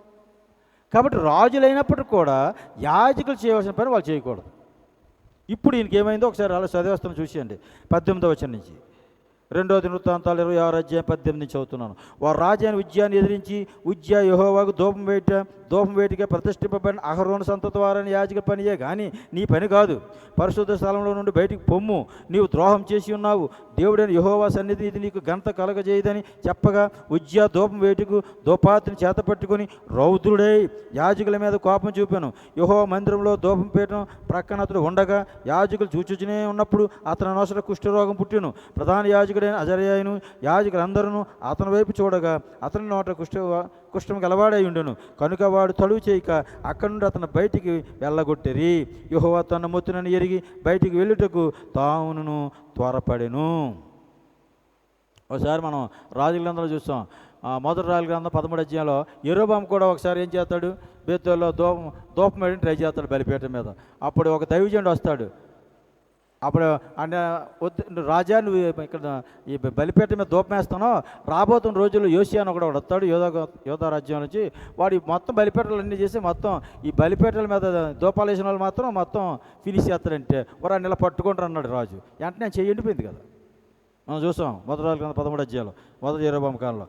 కాబట్టి ఇక్కడ రాజులైన వాళ్ళు చేసిన మిస్టేక్లు ఏంటంటే, అందుకే ద్వితీయోపదేశకాండం 17వ అధ్యాయంలో ఏం చెప్తాడంటే, ఎవరైనా మీలో రాజుగా చేయాలనుకుంటే మీ సహోదరులు చేసుకోండి, అన్యుని చేసుకోకూడదు. ఈ ధర్మశాస్త్ర ప్రకారం ప్రతి ఒక్కటి రాసుకోవాలి. ఆయన లేవీల దగ్గర తీసుకొని దాని ప్రకారంగా ధర్మశాస్త్ర ప్రకారంగా పరిపాలన చేయాలి. ఈ తెలుసో తెలియక మిస్టేక్లు చేస్తే నష్టపోతారు. అహరోను కుమారులు మొట్టమొదటి పాస్టర్లు అంటే యాజకత్వం రాగానే వచ్చిన వెంటనే చచ్చిపోయారు వాళ్ళు. నాదాబ్ అబీహు. ఎందుకు? అన్యాజ్ఞ నేర్పించినందువల్ల. ఓకే, ఇలాంటి విషయాలు మనం చాలా జాగ్రత్తగా మనం గమనించాలి. ఇక 21వ వచనం 26, 21 2వ దినవృత్తాంతాలు. రాజు అయిన ఉజ్జియా తన మరణ దినం వరకు కుష్ఠరోగి అయి ఉండెను. కుష్ఠరోగి యెహోవా మందిరంలోనికి పోకుండా ప్రత్యేకింపబడిను కనుక అతను ప్రత్యేకంగా ఒక ఇంటిలో నివసించుచుండెను. అతని కుమారుడైన యోతాము రాజు ఇంటి వారికి అధిపతి అయి దేశపు జనులకు న్యాయం తీర్చుచుండెను. అంటే ఈయన ఉంటుండగానే ఈయన కుమారుడు యోతాము కొద్దిగా నాయకత్వంలోకి వచ్చేసాడు, రాజ్య పరిపాలనలోకి తండ్రి ఉంటుండగానే సహకరించినట్టుగా. ఇక 22వ వచనం. ఉజ్జియా చేసిన ఇతర కార్యాలకు వచ్చి ఆమోజు కుమారుడు ప్రవక్త అయిన యెషయా, పెద్ద ప్రవక్త అయిన యెషయా ఉన్నాడు కదా, యెషయా కూడా రాశాడంట ఈయన గురించి. ఉజ్జియా తన పితరులతో కూడా నిద్రించాను. అతను కుష్ఠరోగి అని రాజుల సంబంధమైన శ్మశాన భూములు అతన్ని పితరుల దగ్గర అతన్ని పాతిపెట్టారు. మరి అతని కుమారుడైన యోతాము అతనికి బదులుగా రాజు అయ్యను. దేవుని స్తోత్రం. 26వ అధ్యాయంలో మనం చూసినటువంటిది మరి ఉజ్జియా రాజు యొక్క జీవిత చరిత్ర. మరి ఒకసారి ఆయన మనకి 16 సంవత్సరాలు అప్పుడు రాజు అయిపోయాడు, 52 సంవత్సరాలు పరిపాలించాడు. ఆయన కాలంలో జకర్యా అనే ప్రవక్త ఉండేవాడు. అతడు ఆ దినాల్లో దేవుడి మీద ఆశ్రయించిన నాళ్ళు ఆయన వర్ధిల్లాడు, వ్యవసాయం బాగా చేశాడు, శత్రువులు బాగా జయించుకుంటూ వచ్చాడు. ఈయన కీర్తి అంతా బాగా అభివృద్ధి అయిపోయింది. అంత ఆశ్చర్యకరమైన సహాయం దేవుడి దగ్గర నుంచి పొందుకున్నాడు. అయితే స్థిరపడిన తర్వాత అతని మనసును గర్వించి అతను చెడిపోయాడంటే ఏం చెడిపోయాడు అంటే ఆయన చేసింది వ్యభిచారం కాదు, ఆయన చేసింది దొంగతనం కాదు, ఆయన చేసింది ఇంకొకటి ఏమి కాదు, యాజకుడు చేయవలసిన పని ఈయన చేశాడు. అందువలన దేవుడు అతనికి కుష్ఠరోగంతో మొద్దాడు. ఓకే, ఇప్పుడు నెక్స్ట్ 27 అధ్యాయానికి వెళ్తున్నాం. ఇప్పుడు రాజు ఎవరు మనకి? ఉజ్జియా తర్వాత యోతాం 11. యోధా రాజు అయిన 11వ వాడు యోతాం. ఈ యోతాం రాజు తాలూకా చరిత్ర మనకు 11వ అధ్యాయం 2వ దినవృత్తాంతాలు 27 అధ్యాయంలో మనం చూస్తాం ప్రియులారా. ఇప్పుడు యోతాం ఏలన ఆరంభించినప్పుడు, ఇప్పుడు అయిపోయిన ఆటలో ఒకసారి మైండ్లో పెట్టుకోండి, జాగ్రత్త దేనికి అది హెడ్డింగ్ పెట్టుకోండి, కన్ఫ్యూజ్ ఏం లేదు. మన యోవాసు గురించి మాట్లాడాం, ఆ తర్వాత అమజ్జ గురించి మాట్లాడాం, ఆ తర్వాత ఉజ్జియా గురించి మాట్లాడాం ఈరోజు క్లాసులోని. తర్వాత ఇప్పుడు యోతాం గురించి మాట్లాడుతాం. యోతాం ఏలన ఆరంభించినప్పుడు 25 ఏండ్ల వాడే యెరూషలేములో 16 సంవత్సరాలు ఏలాడు. ఇతని వయసు 25 సంవత్సరాలు రాజు అయినప్పుడు మరి 16 సంవత్సరాలు ఈయన పరిపాలించాడని ఉంది. అయితే ఇతను ఆమె తల్లి పేరు మాత్రం యెరూషా. యెహోవా మందిరంలో ప్రవేశించాడు తప్ప అతను తన తండ్రి అయిన ఉజ్జియా యొక్క చర్య అంత ప్రకారం చేయొచ్చు యెహోవా దృష్టికి యథార్థంగానే ప్రవర్తించాడు. అతని తండ్రి కూడా ఒకే ఒక మిస్టేక్ చేశాడు తప్ప మిగతాదంతా బాగానే పరిపాలించాడు. ఈయన కూడా యథార్థంగానే పరిపాలించాడని చెప్తున్నాడు బైబిల్. జనులు మరింత దుర్మార్గంగా ప్రవర్తించారు ఈయన కాలంలో. 3వ వచనం, అతడు యెహోవా మందిరపు ఎత్తు ద్వారం కట్టించి ఓపేల దగ్గర ఉన్న గోడ చాలా మటు కట్టించాడు. అతడు యోధా పర్వతాల్లో మరి ప్రాకారములను కట్టించి అరణ్యలో కోటలను దుర్గాలు కూడా కట్టించాడు. అతడు అమ్మోనీయుల రాజుతో యుద్ధం చేసి జయం పొందాడు. కనుక అమ్మోనీయులు ఆ సంవత్సరం అతనికి 200 మనుగులు వెండిని, 10,000 కోళ్ళ గోధుమలు, 10,000 కోళ్ళ యావలు ఇచ్చారు. ఈ ప్రకారంగా అమ్మోనీయులు మరో సంవత్సరం 3వ సంవత్సరం అతనికి చెల్లించారు. 6వ వచనం, ఇలాగన యోతాం తన దేవుడైన యెహోవా దృష్టికి యథార్థంగా ప్రవర్తించి బలపరచబడెను. మంచి సాక్షి చెప్తున్నాడు యోతాం గురించి. ఇక అతని గురించి ఏమీ లేదు. 9వ వచనంలో ఉంది ఈ అధ్యాయంలోని. ఈ 9వ వచనాల్లో మరి ఈయన గురించి తర్వాత ఏ రాశాడు? 8వ వచనం, అతడు ఏలన ఆరంభించి 25 ఏళ్ళ వరకు యెరూషలేములో 16 సంవత్సరాలు ఏనని మళ్ళీ చెప్తున్నాడు. యోతాము తన పితరులతో కూడా నిద్రించెను. అతడు దావీదు పట్టణం మీద పాతి పెట్టబడును. అతని కుమారుడైన ఆహాజు అతను మొదలుగా రాజాయను. 27 అధ్యాయం 9వ వచనాల్లో ఈ యొక్క యోతాం గురించి రాయబడి ఉంది. మరి ఈయన 25 సంవత్సరాలు రాజు అయ్యాడు. ఇతని తండ్రి పేరు ఉజ్జియా. ఇతను 16 సంవత్సరాలు పరిపాలించాడు. ఇతను యెహోవా దృష్టికి యథార్థంగానే పరిపించాడు. ఇతని కాలంలో మరి అమ్మోనీయులను జయించాడు. అమ్మోనీయులకి పన్ను కొడుతుండేవారు అని చెప్తున్నారు. మరి ఈ విధంగా ఇతను చనిపోయిన తర్వాత మరి ఇతని కుమారుడైన ఆహాజు రాజు అయ్యాడు. ఈయన యోధా రాజ్యానికి 12వ రాజు. ఈ చరిత్ర 2వ దినవృత్తాంతములు 28వ అధ్యాయంలో మనం చూస్తాం ప్రియులారా. ఇప్పుడు ఆహాజు గురించి మనం ధ్యానం చేస్తున్నాం.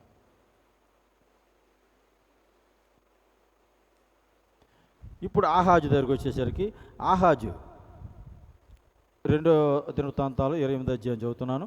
ఆహాజు ఏలన ఆరంభించినప్పుడు 20 సంవత్సరంలో వాడై యెరూషలేములో 16 సంవత్సరాలు ఏలెను. ఇతను కూడా 16 సంవత్సరాలే పరిపాలించాడు వాళ్ళ తండ్రిలాగా.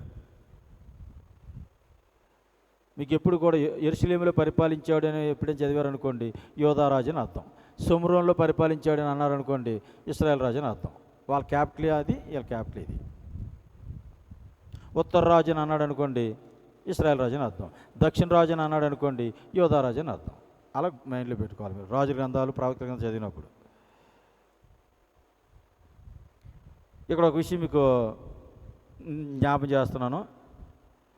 ఇప్పుడు ఇందాక మనం ఇతని గురించి చదివేటప్పుడు ప్రవక్త రాశాడు ఈయన గురించి అని రాయబడి ఉంది. ఎవరి గురించి? యెషయా ప్రవక్త రాశాడు ఈయన గురించి అని ఉంది. ఎవరి గురించి? ఉజ్జియా కాలం. Very good. ఉజ్జియా కాలం యెషయా ప్రవక్త. అంటే ఇప్పుడు యెషయా గ్రంథం ఎక్కడ ఉంది? మనకు ప్రవక్తల గ్రంథాల్లో యెషయా గ్రంథం ఎక్కడ ఉంది? రాజుల గ్రంథాలు ఎక్కడ ఉన్నాయి? రాజుల చరిత్రలు దినవృత్తాంతాల గ్రంథాల్లోనూ రాజు గ్రంథాల్లో ఉన్నాయి. కానీ యెషయా ప్రవక్త గ్రంథం ఎక్కడ ఉంది? మన బైబిల్లో ఎక్కడో పట్టుకెళ్ళి అక్కడ పెట్టాడు, పెద్ద ప్రవక్తలో పెట్టాడు. మనం ఏమనుకుంటాం, ఈ రాజుల చరిత్రలన్నీ అయిపోయిన తర్వాత, ఈ కీర్తనలు ఇవన్నీ అయిపోయిన తర్వాత యెషయా జరిగి ఉంటుంది, ఆ తర్వాత ఇర్మియా జరిగి ఉంటుంది, ఆ తర్వాత ఇలాబాక్యాలు, యెజ్కేలు, దానియేలు జరిగి ఉంటుంది అనుకుంటాం. తప్పది. అందుకే మనకు బైబిల్ అర్థం అవట్లేదు ఎన్నిసార్లు చదివిన. యెషయా గ్రంథాన్ని ఇప్పుడు ఇక్కడ తెచ్చుకోవాలి మనం. ఎక్కడ తెచ్చుకోవాలి? యెషయా కాలంలో రాజులు ఎవరు? ఈ ఉజ్జియా, ఈ యోతాము, ఈ ఆహాజు, ఈ హిజ్కియా. అంటే ఈ నలుగురు రాజుల కాలంలో కూడా యెషయా పనిచేశాడు. అందుకే యెషయా గ్రంథం చదివేటప్పుడు ఎవరి కాలంలో రాశాడు యెషయా అంటే యోధారాజు అయిన ఉజ్జియా, యోతాం, ఆహాజు, హిజ్కియా. 10వ రాజు, 11వ రాజు, 12వ రాజు, 13వ రాజు. ఈ కాలంలో యెషయా ప్రవక్త జీవించాడు. అంటే యెషయా గ్రంథ చరిత్ర వీళ్ళకి సమకాలికలుగా చదవాలి మనం. ఈ రాజుల కాలంలో మనం చదవాలి. అప్పుడు యెషయా గ్రంథం ఏ కాలంలో ప్రవచించాడు? కన్యక గర్భయ కుమారుని కంటదని ఎప్పుడు చెప్పాడంటే క్రీస్తుపూర్వం 740 ఆ ప్రాంతంలో చెప్పాడని అంటాం. అంటే ఏ రాజుల కాలంలో అంటే యోధా రాజుల కాలంలో చెప్పాడు. అది ఏ రాజు కాలంలో చెప్పాడంటే ఆహాజు కాలంలో చెప్పాడు. యెషయా 7వ అధ్యాయం. ఇలాగా అంటే యెషయా జీవిత చరిత్ర ఈ కాలం జరిగిందని మనం మైండ్లో పెట్టుకోవాలి. ఇప్పుడు ఇందాక ఉజ్జియా కాలంలో యెషయా ఉన్నాడంటే ఇప్పుడు యోతాం కాలంలో ప్రవక్త ఉన్నాడా లేడా? యెషయా ఉన్నాడు. మరి ఆహాజు కాలంలో మరి ప్రవక్త ఉన్నాడా లేడా? యెషయా ఉన్నాడు. హిజ్కియా వరకు ఉంటాడు ఈయన. ఓకే, ఇప్పుడు మనం ఆహాజు గురించి చూస్తున్నాం. ఇంకొక విషయం కూడా మీరు ఇక్కడి నుంచి అర్థం చేసుకోవాలి. ప్రవక్తలు అన్నప్పుడు ఈ యోతాం దగ్గర నుంచి ఇంకొక ప్రవక్త వస్తాడు. మనకు బైబిల్ ఉన్న ఆయన, ఈయన మేకా. యోనా గ్రంథం తర్వాత ఉంది కదా మేకా గ్రంథం, ఆ గ్రంథకర్త. అంటే ఈ యెషయాకి సమకాలికుడు ఎవరంటే మేకా ప్రవక్త. మేకాకి సమకాలికుడు ఎవరంటే యెషయా. వీళ్ళిద్దరికి సమకాలికులు ఎవరంటే ఇశ్రాయేల్లో హోషే. ఇశ్రాయేల్ రాజ్యంలో హోషే ఉన్నాడు కదా, ఆకార్ ప్రవక్త. అక్కడ ఇశ్రాయేల్లో ప్రవచిస్తున్నాడు ఆయన షోమ్రోన్లో.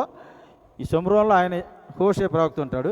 ఇక్కడ మాత్రం యోధాలో యెషయా, మీకా ప్రవక్తలు. రాజులు చూస్తే వాళ్ళ షోమ్రోన్లో ఆకార్ రాజులు ఉంటారు కదా, ఆ 19వ రాజు వరకు వాళ్ళు అక్కడ ఉంటారు ఇశ్రాయేళ్ళు. ఇక్కడ వీళ్ళు చూస్తే 10వ రాజు నుంచి ఈ ప్రవక్తల కాలంలో ఉన్నారు. 10, 11, 12, 13.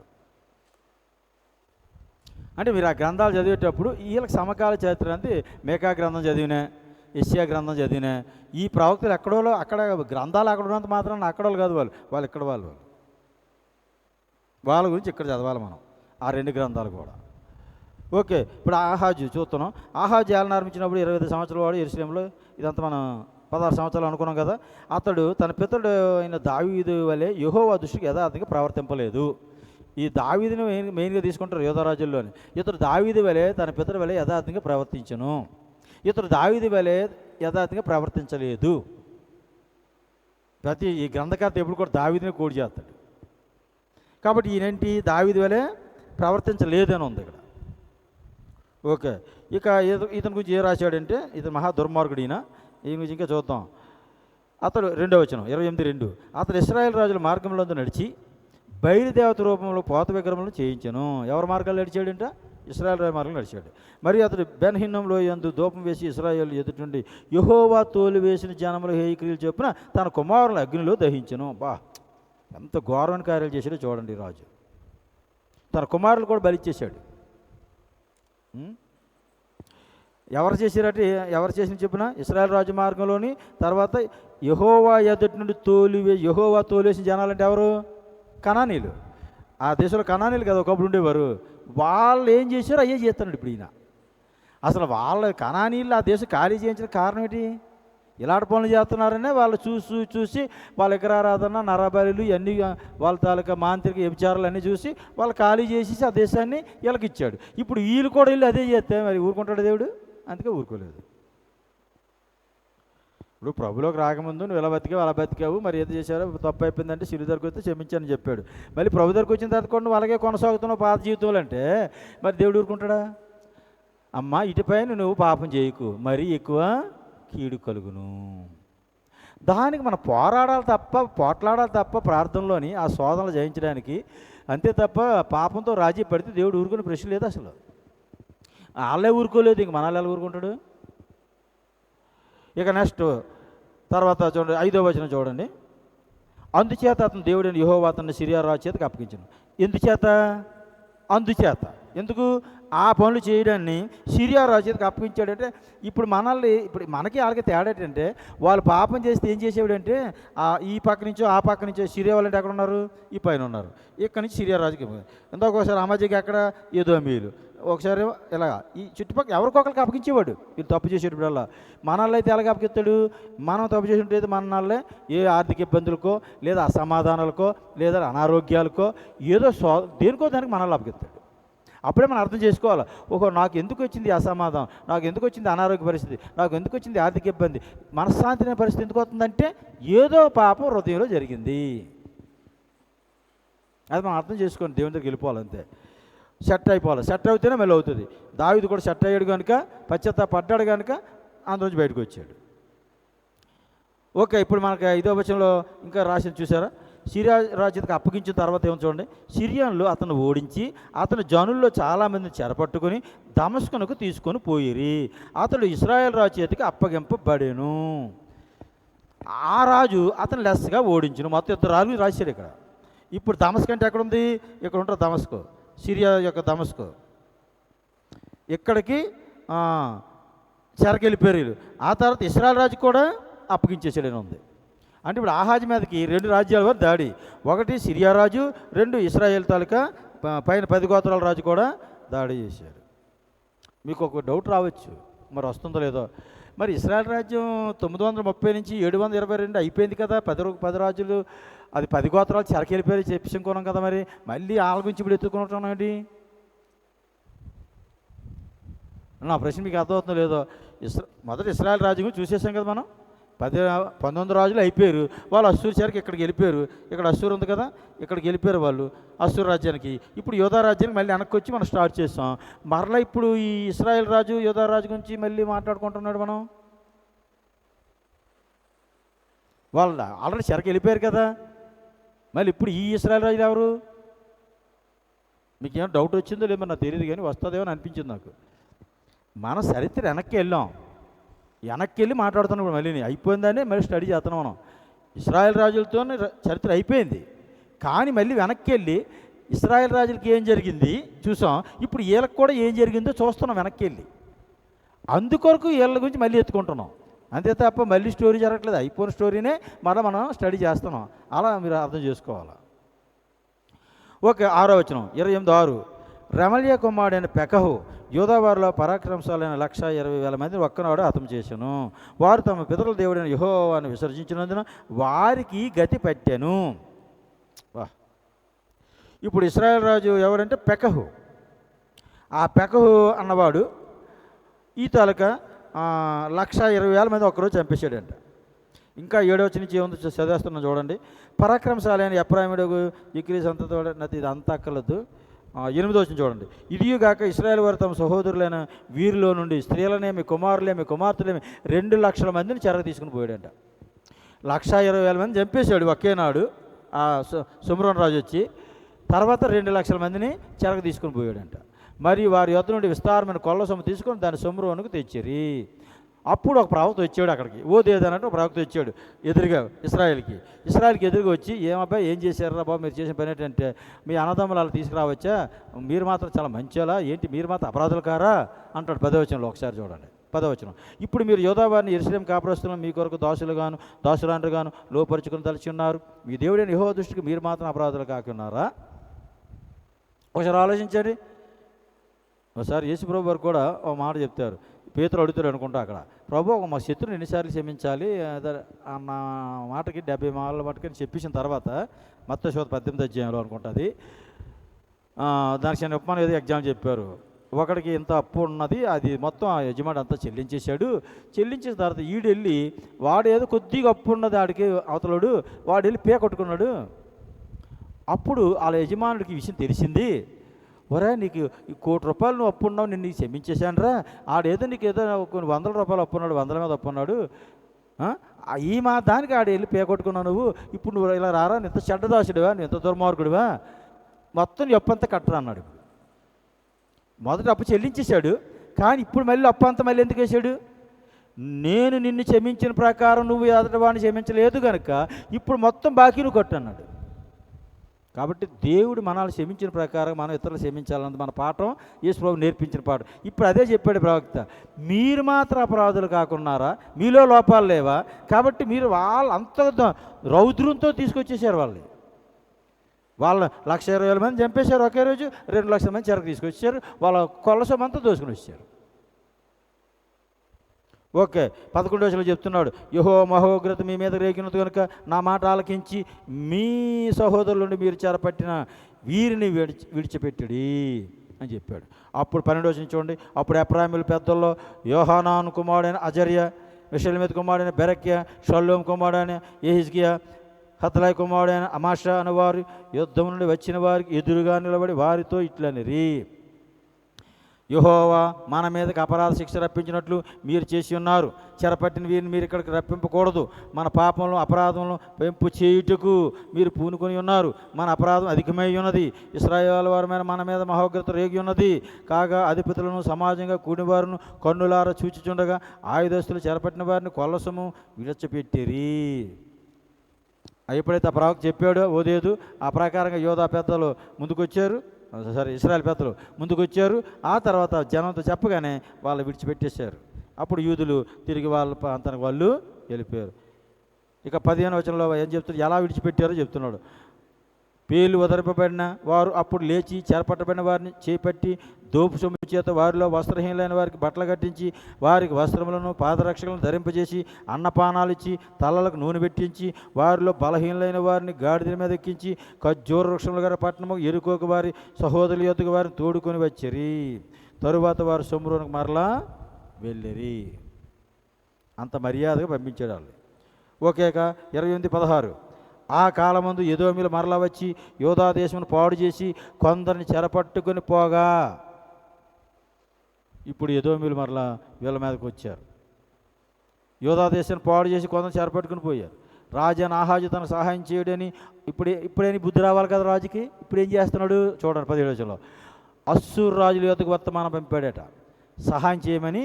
అస్సూరు రాజులు, అస్సూరులు ఎక్కడున్నారు, టైగ్రీస్ నది పైన ఇక్కడ ఉన్నారు. ఇక్కడ వీళ్ళ దగ్గరికి వచ్చి వీళ్ళు ఆశ్రయించాడు.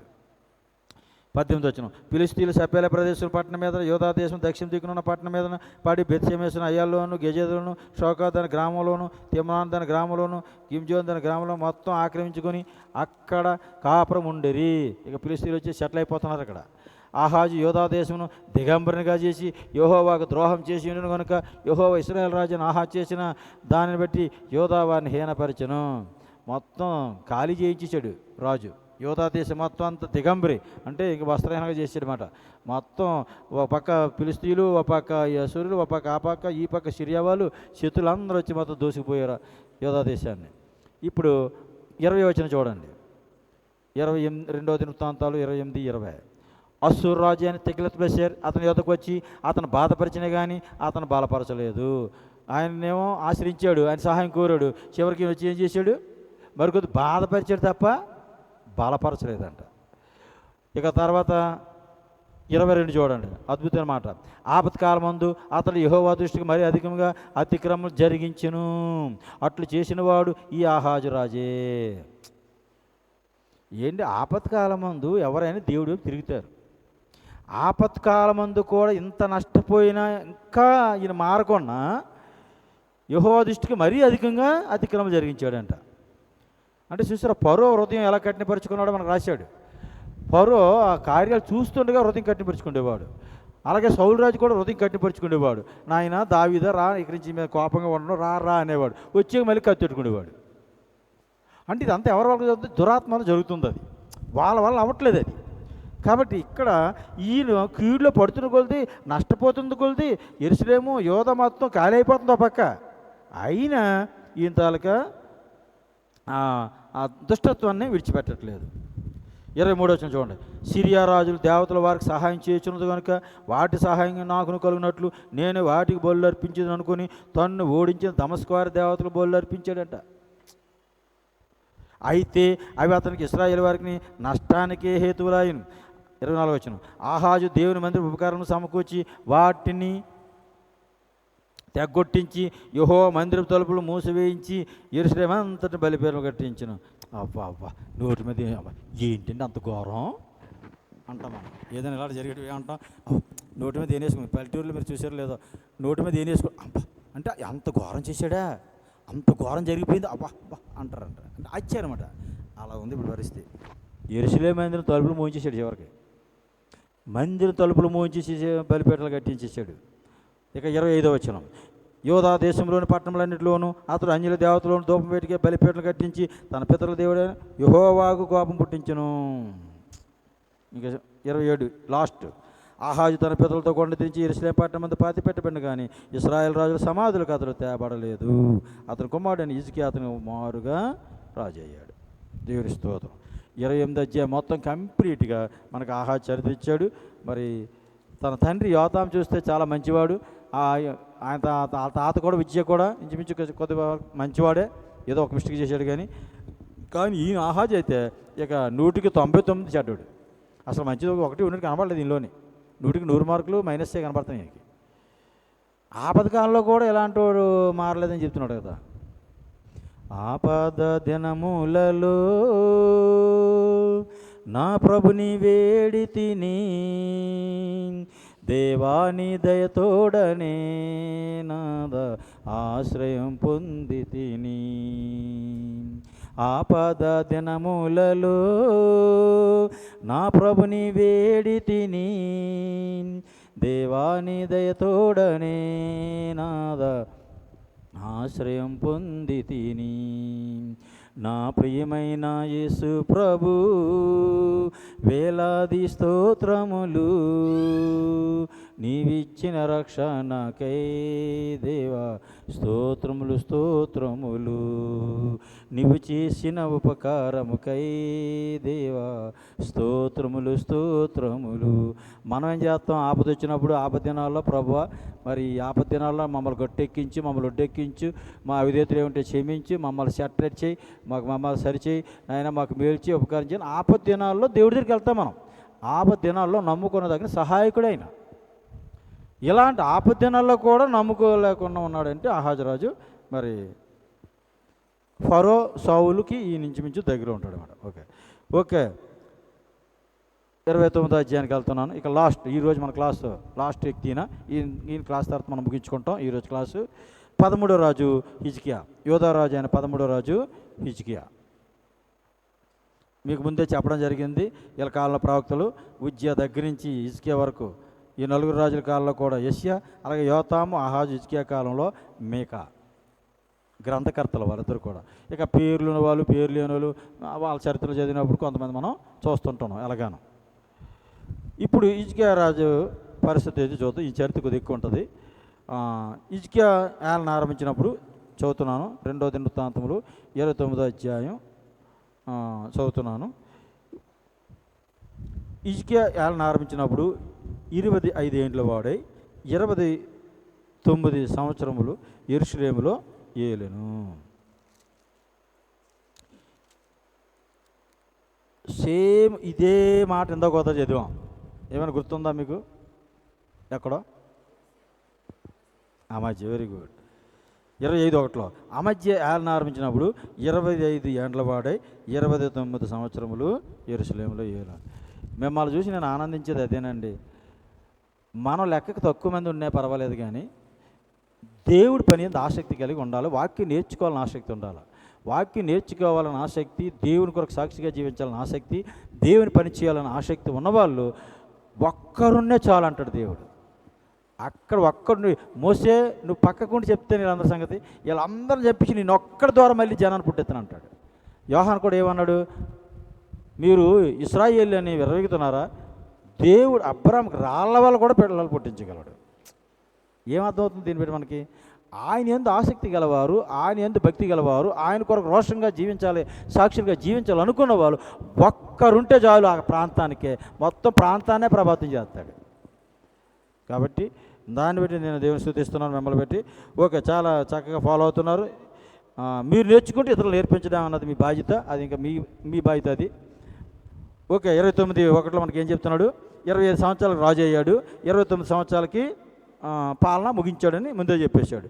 అతని తల్లి జకర్యా కుమార్తె, ఆమె పేరు అబియా. అతడు తన పితరుడు దావీదు చర్య అంతటి ప్రకారం యెహోవా దృష్టికి యథార్థముగానే ప్రవర్తించును. ఇతడు యెహోవా దృష్టికి అంటే దావీదు చర్య అంతటి ప్రకారం ఇక్కడ ఈయన గురించి రాశాడు. ఇందాక మనం ఆహాబు గురించి చూసాం కదా, ఇతడు దావీదు వల్ల యెహోవా దృష్టికి యథార్థంగా ప్రవర్తించలేదు అన్నాడు అక్కడ. ఓకే, 3వ వచనం 29:3. అతడు తన ఏలుబడి యందు మొదటి సంవత్సరం మొదటి నెలను యెహోవా మందిరపు తలుపులను తెరచి వాటిని బాగు చేసి యాజకులను లేవీలను పిలవనంపి తూర్పుగానున్న రాజవీధిలో వారిని సమకూర్చి. ఇలా నాన్న ఏం చేశాడు? ఆహాజు మందిర తలుపులు మూయించేశాడు. ఇప్పుడు ఈయన ఏం చేశాడు? మందిర తలుపులు తెరిచాడు. అది సవరణలు అంటే, సంస్కరణలు అలా చేయాలి. ఇప్పుడు మార్టిన్ లూథరు సంస్కరణ చేశాడు. క్యాథలిక్ సంఘంలోనే మునిగిపోతున్నటువంటి క్యాథలిక్ సిద్ధాంతాలకి, ఆర్సిఎం సిద్ధాంతాలకి నలిగిపోతున్నటువంటి క్రైస్తవ సంఘాన్ని 16వ శతాబ్దంలో మార్టిన్ లూథర్ సంస్కరణ చేసి మొత్తం 95 వ్యాసాలు రాసి తిరుగుబాటు చేసేసాడు పోపుల మీద. అప్పటి నుంచే ఈ సంఘాలు ఇండివిజువల్ సంఘాలు వచ్చాయి. అప్పటి నుంచే లూథరన్, పెంతెకోస్తు, బాప్టిస్టు ఈ మొత్తం డినామినేషన్ అన్నీ వచ్చేసాయి. లేకపోతే అంత ప్రపంచ సంఘం అంతా కూడా క్యాథలిక్ సంఘం కిందే ఉండవలసింది, పోపుల కిందే ఉండవలసింది. ఇక అందరికీ యేసుప్రభు కాదు, పోపే యేసుప్రభు అందరికీ అలా ఉండవలసింది సంఘం. అలాంటి సంఘాన్ని సంస్కరణ ద్వారా విడుదల చేయించాడు మార్టిన్ లూథర్. అలా ఇప్పుడు హిజ్కియా ఏం చేశాడు? తన తండ్రి అయితే తండ్రి అవ్వచ్చు, కానీ సత్యం సత్యమే. సత్యం ప్రకారంగా మందిర తలుపులైనా తెరిపించాడు. యాజకులు లేవీలందరూ కూడా 5వ వచనం చూద్దాం. లేవీలారా, వాళ్ళకి ఏం చెప్తున్నాడు చూడండి. నా మాట ఆలకించుడి. ఇప్పుడు మిమ్మల్ని మీరు ప్రతిష్ఠించుకొని మీ పితరుల దేవుడిని యెహోవా మందిరం ప్రతిష్ఠించి పరిశుద్ధ స్థలంలో నుండి నిషిద్ధ వస్తువులన్నింటినీ బయటికి కొనిపోవుడి. ఎప్పుడు కూడా దేవుడికి ఇష్టమైన నాట్లు మందిరంలో ఉన్న తీసేయాలా, హృదయంలో ఉన్న తీసేయాలా. ఎక్కడున్నా దేవుడికి ఇష్టం లేదు, మన ఇంట్లో ఉన్నా, ఒంట్లో ఉన్నా, మందిరంలో ఉన్నా, మన జీవితంలో ఎక్కడున్నప్పుడు కూడా దేవునికి ఇష్టం లేని నిషిద్ధ వస్తువులు ఏముంటాయని కంప్లీట్ తీసేయాలి. అట్లా యెహోషువ గ్రంథం 7వ అధ్యాయంలో అదే చెప్తాడు. యెహోషువ, ఎందుకు ఎక్కడ ఏడుస్తున్నావు, ఎందుకు ఎక్కడ ప్రార్థన చేస్తున్నావు? ముందు నువ్వు చేయవలసిన పని ఏంటి తెలుసా? మీలో ఒకడు ఆకాన్ అన్నవాడు శపితమైన దాన్ని తీసుకున్నాడు. ఫస్ట్ నువ్వు చేయవలసిన పని ఏంటి తెలుసా? మీలో ఉండి ఆ శపితమైన దాన్ని బయటికి తీసేయండి, అప్పుడు నేను మీకు తోడై ఉంటాను. శపితమైంది నీ హృదయం ఉంచుకొని, శపితమైంది నీ ఇంట్లో ఉంచుకొని, శపితమైంది నీ సేవలో ఉంచుకొని, మందిరంలో ఉంచుకుంటే నేను మీకు తోడై ఉండను. కాబట్టి ఇప్పుడు హిజ్కియా ఏం సవరణ చేస్తున్నాడు? నిషిద్ధమైన వస్తువులన్నీ బయటికి తీసి పారేస్తున్నాడు. ఆలోచన చూడండి. మన పితరులు ద్రోహులై మన దేవుడైన యెహోవా దృష్టికి చెడునాటలు నడిచి ఆయన విసర్జించి ఆయన నివాసమునకు పెడముఖం పెట్టుకొని దాన్ని అలక్ష్యం చేసిరి. మన పితరులందరూ ప్రవర్తించారు, మూర్ఖంగా, దుర్మార్గంగా, చెడ్డపనులు చేశారు. మనం అటన్నిటిని కూడా తొలగించాలి. ఆ పనులు మనం చేయకూడదు. 7వ వచనం. మరియు వారు మంటపం యొక్క ద్వారములను మూసివేసి దీపం ఆర్పేసి పరిశుద్ధ స్థలం ముందు ఇశ్రాయేలు దేవునికి ధూపం వేకియు దహన బలులు అర్పింపయు ఉండిరి. 8వ వచనం. అందుచేత యెహోవా యోధా వారి మీదను యెరూషలేము కాపురస్తుల మీద కోపించి మీరు కన్నులారా చూచినట్లుగా వారిని ఆయన భీతికిని, విస్మయమును, నిందకను, ఆస్పదంగా చేసెను. చూసారా 8వ వచనంలో పనిష్మెంట్లు ఎన్ని ఇచ్చాడు? ఎందుకు ఇన్ని పనిష్మెంట్లు మనకంటే, మన పితరులు చెడిపోయారు, మందిరాన్ని అలక్ష్యం చేశారు. అసలు నిత్యము దీపం వెలుగు ఉండాలి మందిరంలోనే, నిత్యము అసలు బలులు జరగాలి.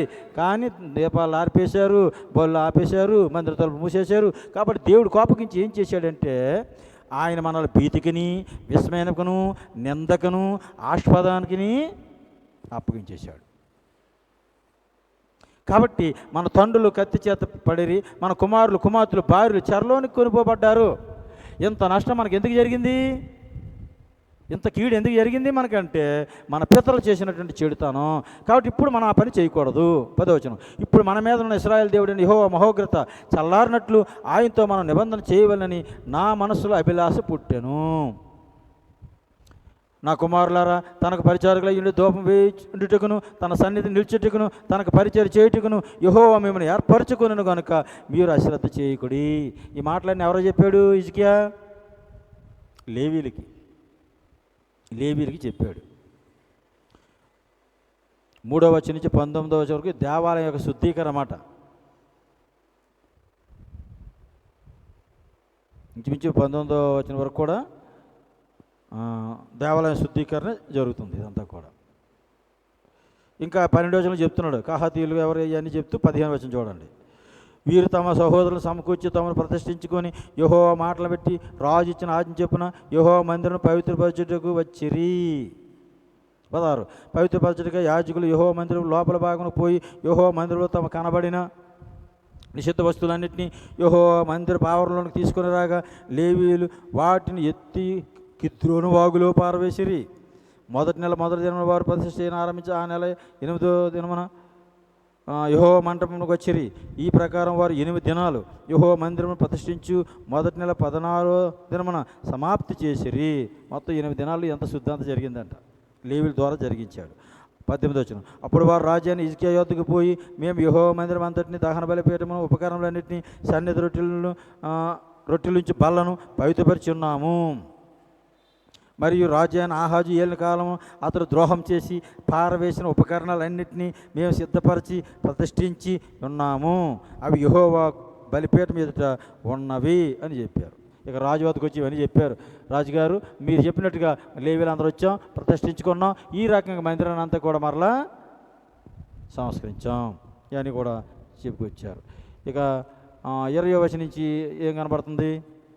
20 నుంచి 36 వరకు ఆరాధన పునరుద్ధరణ జరుగుతుంది. ఇక్కడ మొదటి ఏమో దేవాలయ పునరుద్ధరణ శుద్ధీకరణ జరిగింది. ఇక్కడ 3 నుంచి 19వ వచనం 29వ అధ్యాయం. ఇప్పుడు 29వ అధ్యాయం 20 నుంచి 36వ వచనం వరకు చూస్తే ఆరాధన పునరుద్ధరణ. ఇది ఆరాధన కూడా పునరుద్ధరిస్తున్నాడు. అప్పుడు రాజు అయిన హిజ్కియా పెందరగాడు లేచి పట్టణ అధికారులు సమకూర్చుకొని యెహోవా మందిరంకు పోయిను. ఇక ఇవన్నీ మనం చదివితే మనకు సమయం అనవసరం, ఇదంతా మీరు చదవండి. 21 లాస్ట్లో అహరోను సంతతి వారు యాజకులు ఆజ్ఞాపించును. ఇక కోళ్ళు తీసుకొచ్చారు, మేకలు తీసుకొచ్చారు, బలిపై ప్రోక్షించారు. పాప పరిహారాధికి రాజు ఎదురికి 23 వచనం. పాప పరిహారాధ బలికి రాజు ఎదురికి సమాజం ఎదురికి మేకపోతులు తీసుకుని రాగా వారు తమ చేతులను వాటి మీద ఉంచిన తర్వాత యాజకులు వాటిని వధించిరి. ఇశ్రాయేలు అందరి కొరకు దహన బలి పాప పరిహారాధి అర్పింపని రాజు ఆజ్ఞాపించిన కనుక ఇశ్రాయేలు అందరి నిమిత్తం ప్రాయశ్చిత్తం చేతికే బలిపీఠ మీద వాటి రక్తం పోసి పాప పరిహారాధ బలి అర్పించిరి. 25వ వచనం. మరియు దావీదు రాజుకు దీర్ఘదర్శన గాదును ప్రవక్త అయిన నాతానును చేసిన నిర్ణయం చొప్పున యెహోవా మందిరంలో తాళములను, స్వరమండలములను, సితారాలను వాయించుటకై అతడు లేవీయులను ఏర్పాటు చేసెను. అలా జరగవలని యెహోవా తన ప్రవక్తల ద్వారా ఆజ్ఞాపించి ఉండెను. అప్పుడు దావీదు కాలంలో గాదు ప్రవక్త, నాతాను ప్రవక్త వీళ్ళందరూ కలిసి ఈ ఏర్పాట్లన్నీ చేశారు. ఒక సిస్టం. ఆ సిస్టాన్ని మళ్ళీ ఇప్పుడు ఏర్పాటు చేశారు ఈ హిజ్కియా కాలంలో. బలిపీఠం 27 వచనం. బలిపీఠం మీద దహన బలులు అర్పించడని హిజ్కియా ఆజ్ఞాపించును. దహన బలి అర్పణ ఆరంభంతోనే బోర్ల ఊదులతో ఇశ్రాయేలు రాజుని దావీదు చేయించిన వాయిద్యులతో యెహోవాకు స్తుతి గానం ఆరంభమాయెను. 29వ వచనం. అంతసేపును సర్వ సమాజం ఆరాధించుచుండెను, గాయకులు పాడుచుండెరి, బోర్ల ఊదేవారు నాదం చేయుచుండెరి. దహన బలి అర్పణ సమాప్తి వరకు ఇదంతా జరుగుచుండెను. వారు అర్పించి ముగించిన తరువాత రాజును అతనితో కూడా ఉన్న వారందరూ తమ తలల వంచి ఆరాధించిరి. 30వ వచనం. దావీదును దీర్ఘదర్శిగా ఆశాపును రచించిన శ్లోకములు ఎత్తి యెహోవాను స్తుతించుడని రాజు అయిన హిజ్కియాను అధిపతులను లేవీయులకు ఆజ్ఞాపింపగా వారు సంతోషంతో స్తోత్రములు పాడి తలల వంచి ఆరాధించిరి. తలల వంచి ఆరాధించిరి. దేవుని నామమున స్తోత్రం కలుగుగాక. మనకి ఎలియాజరు రెబెకాను తీసుకురావడానికి వెళ్ళినప్పుడు తన తల వంచి దేవునికి నమస్కారం చేశాడు. నన్ను సరైన మార్గంలో నడిపించినందుకు నీకు వందనాలు ప్రభువా అని. ఓకే, ఇంకా ఇందులో మనకి ఇవన్నీ కాదు కానీ 34వ వచనం ఏముంది చూద్దాం. 29, 34. యాజకులు కొద్దిగా ఉన్నందున వారు దహన బలి పశువులన్నింటినీ వలవలేకపోగా పని సంపూర్ణమగు వరకు కడమ యాజకులు తమను ప్రతిష్ఠించుకునే వరకు వారి సహోదరులకు లేవీలు వారికి సహాయం చేసిరి. తమను ప్రతిష్ఠించుకునే యందు యాజకుల కంటే లేవీలు యథార్థహృదయులై ఉండిరి.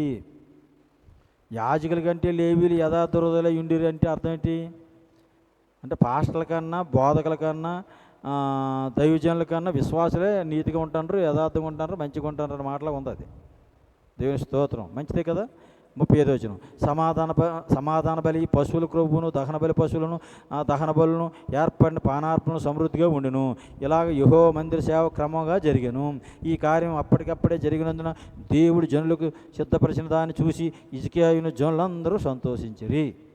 ఇది 29వ అధ్యాయంలో హిజ్కియా తను చేసినటువంటి సంస్కరణలు, దేవాలయం శుద్ధి, ఆరాధన క్రమం అంతా కూడా సరిచేశాడు. ఇక 30వ అధ్యాయం. 30వ అధ్యాయంలో ఏముందో హిజ్కియా పాలన చూద్దాం. ఇది కూడా 30వ అధ్యాయం కూడా హిజ్కియా పాలనే. మరియు హిజ్కియా ఇశ్రాయేలు దేవుడైన యెహోవాకు పస్కా పండుగ ఆచరించడానికి యెరూషలేములో యెహోవా మందిరంలోకి రావాల్సిన దాన్ని ఇశ్రాయేలు వారందరికీ, యూదా వారందరికీ వర్తమానంలో పంపాడంట. ఉత్తర గోత్రాలు ఉన్నాయి కదా, ఈ హిజ్కియా రాజు కాలంలోనే వాళ్ళు చెరకెళ్ళిపోయారు. ఈయన కాలంలో 6వ సంవత్సరంలో హిజ్కియా రాజు 6వ సంవత్సరం పరిపాలనలో షోమ్రోను పట్టబడింది అశ్షూరుల చెరకి క్రీస్తు 722లో. ఇప్పుడు మిగిలిన ఇశ్రాయేల్ గోత్రాలు ఉన్నారు కదా, వాళ్ళ అంజులు కొంతమంది వచ్చారు, ఉండిపోయిన ఇశ్రాయేల్ అక్కడ ఉన్నారు కదా, వాళ్ళు కలిపి పెళ్లి చేసుకున్నారు. అదే సమరయ కొత్త నిబంధన అనుకున్నాం కదా. ఇక్కడ అక్కడ కొంత ఇశ్రాయేల్ గోత్రాలు ఉన్నారు కదా, వాళ్ళకి ఆహ్వానం పంపించాడు హిజ్కియా. వాళ్ళ మీద జాలిపడి ఇశ్రాయేల్ అందరికీ, యోధా వారందరికీ వర్తమానం, ఎఫ్రాయిములకి, మనస్సే వారికి పత్రికలు పంపాను. సేవకు చాలా చాలినంతమంది యాజకులు తమను తాము ప్రతిష్ఠించుకొనుకుంటు చేతను, జనులు యెరూషలేములో కూడుకొండు చేతను, మొదటి నెల ఎందుకు పస్కా పండుగ జరగకపోగా రాజును అతని అధిపతులను యెరూషలేములో ఉన్న సమాజం మంది వారును దాన్ని 2వ నెలలో ఆచరింపవాలని యోచన చేసిరి. 1వ నెల 14 సాయంకాలం పస్కా జరగాలి, అబీబు నెలలో లేదా నిస్సాన్ నెలలో. కానీ జనులు సమకూడడం లేట్ అయిందట. కాబట్టి ఇప్పుడు ఏం చేశారు, 2వ నెల 14 సాయంకాలం పస్కా పండుగని ఏర్పాటు చేసుకున్నారు. ఓకే, 5వ వచనం చదువుతున్నాను. కావున బహుకాలం నుండి వారు రాయబడిన ప్రకారం ఇంత ఘనంగా ఆచరింపబడుట చూసి ఇశ్రాయేల్ దేవుడైన యెహోవాకు యెరూషలేములో పస్కా పండుగ ఆచరించడానికై రావాల్సిందని బెయేర్షెబా మొదలుకొని దాను వరకు ఇశ్రాయేల్ నుండి దేశమంతటా చాటింపబడిన వారు నిర్ణయం చేసిరి.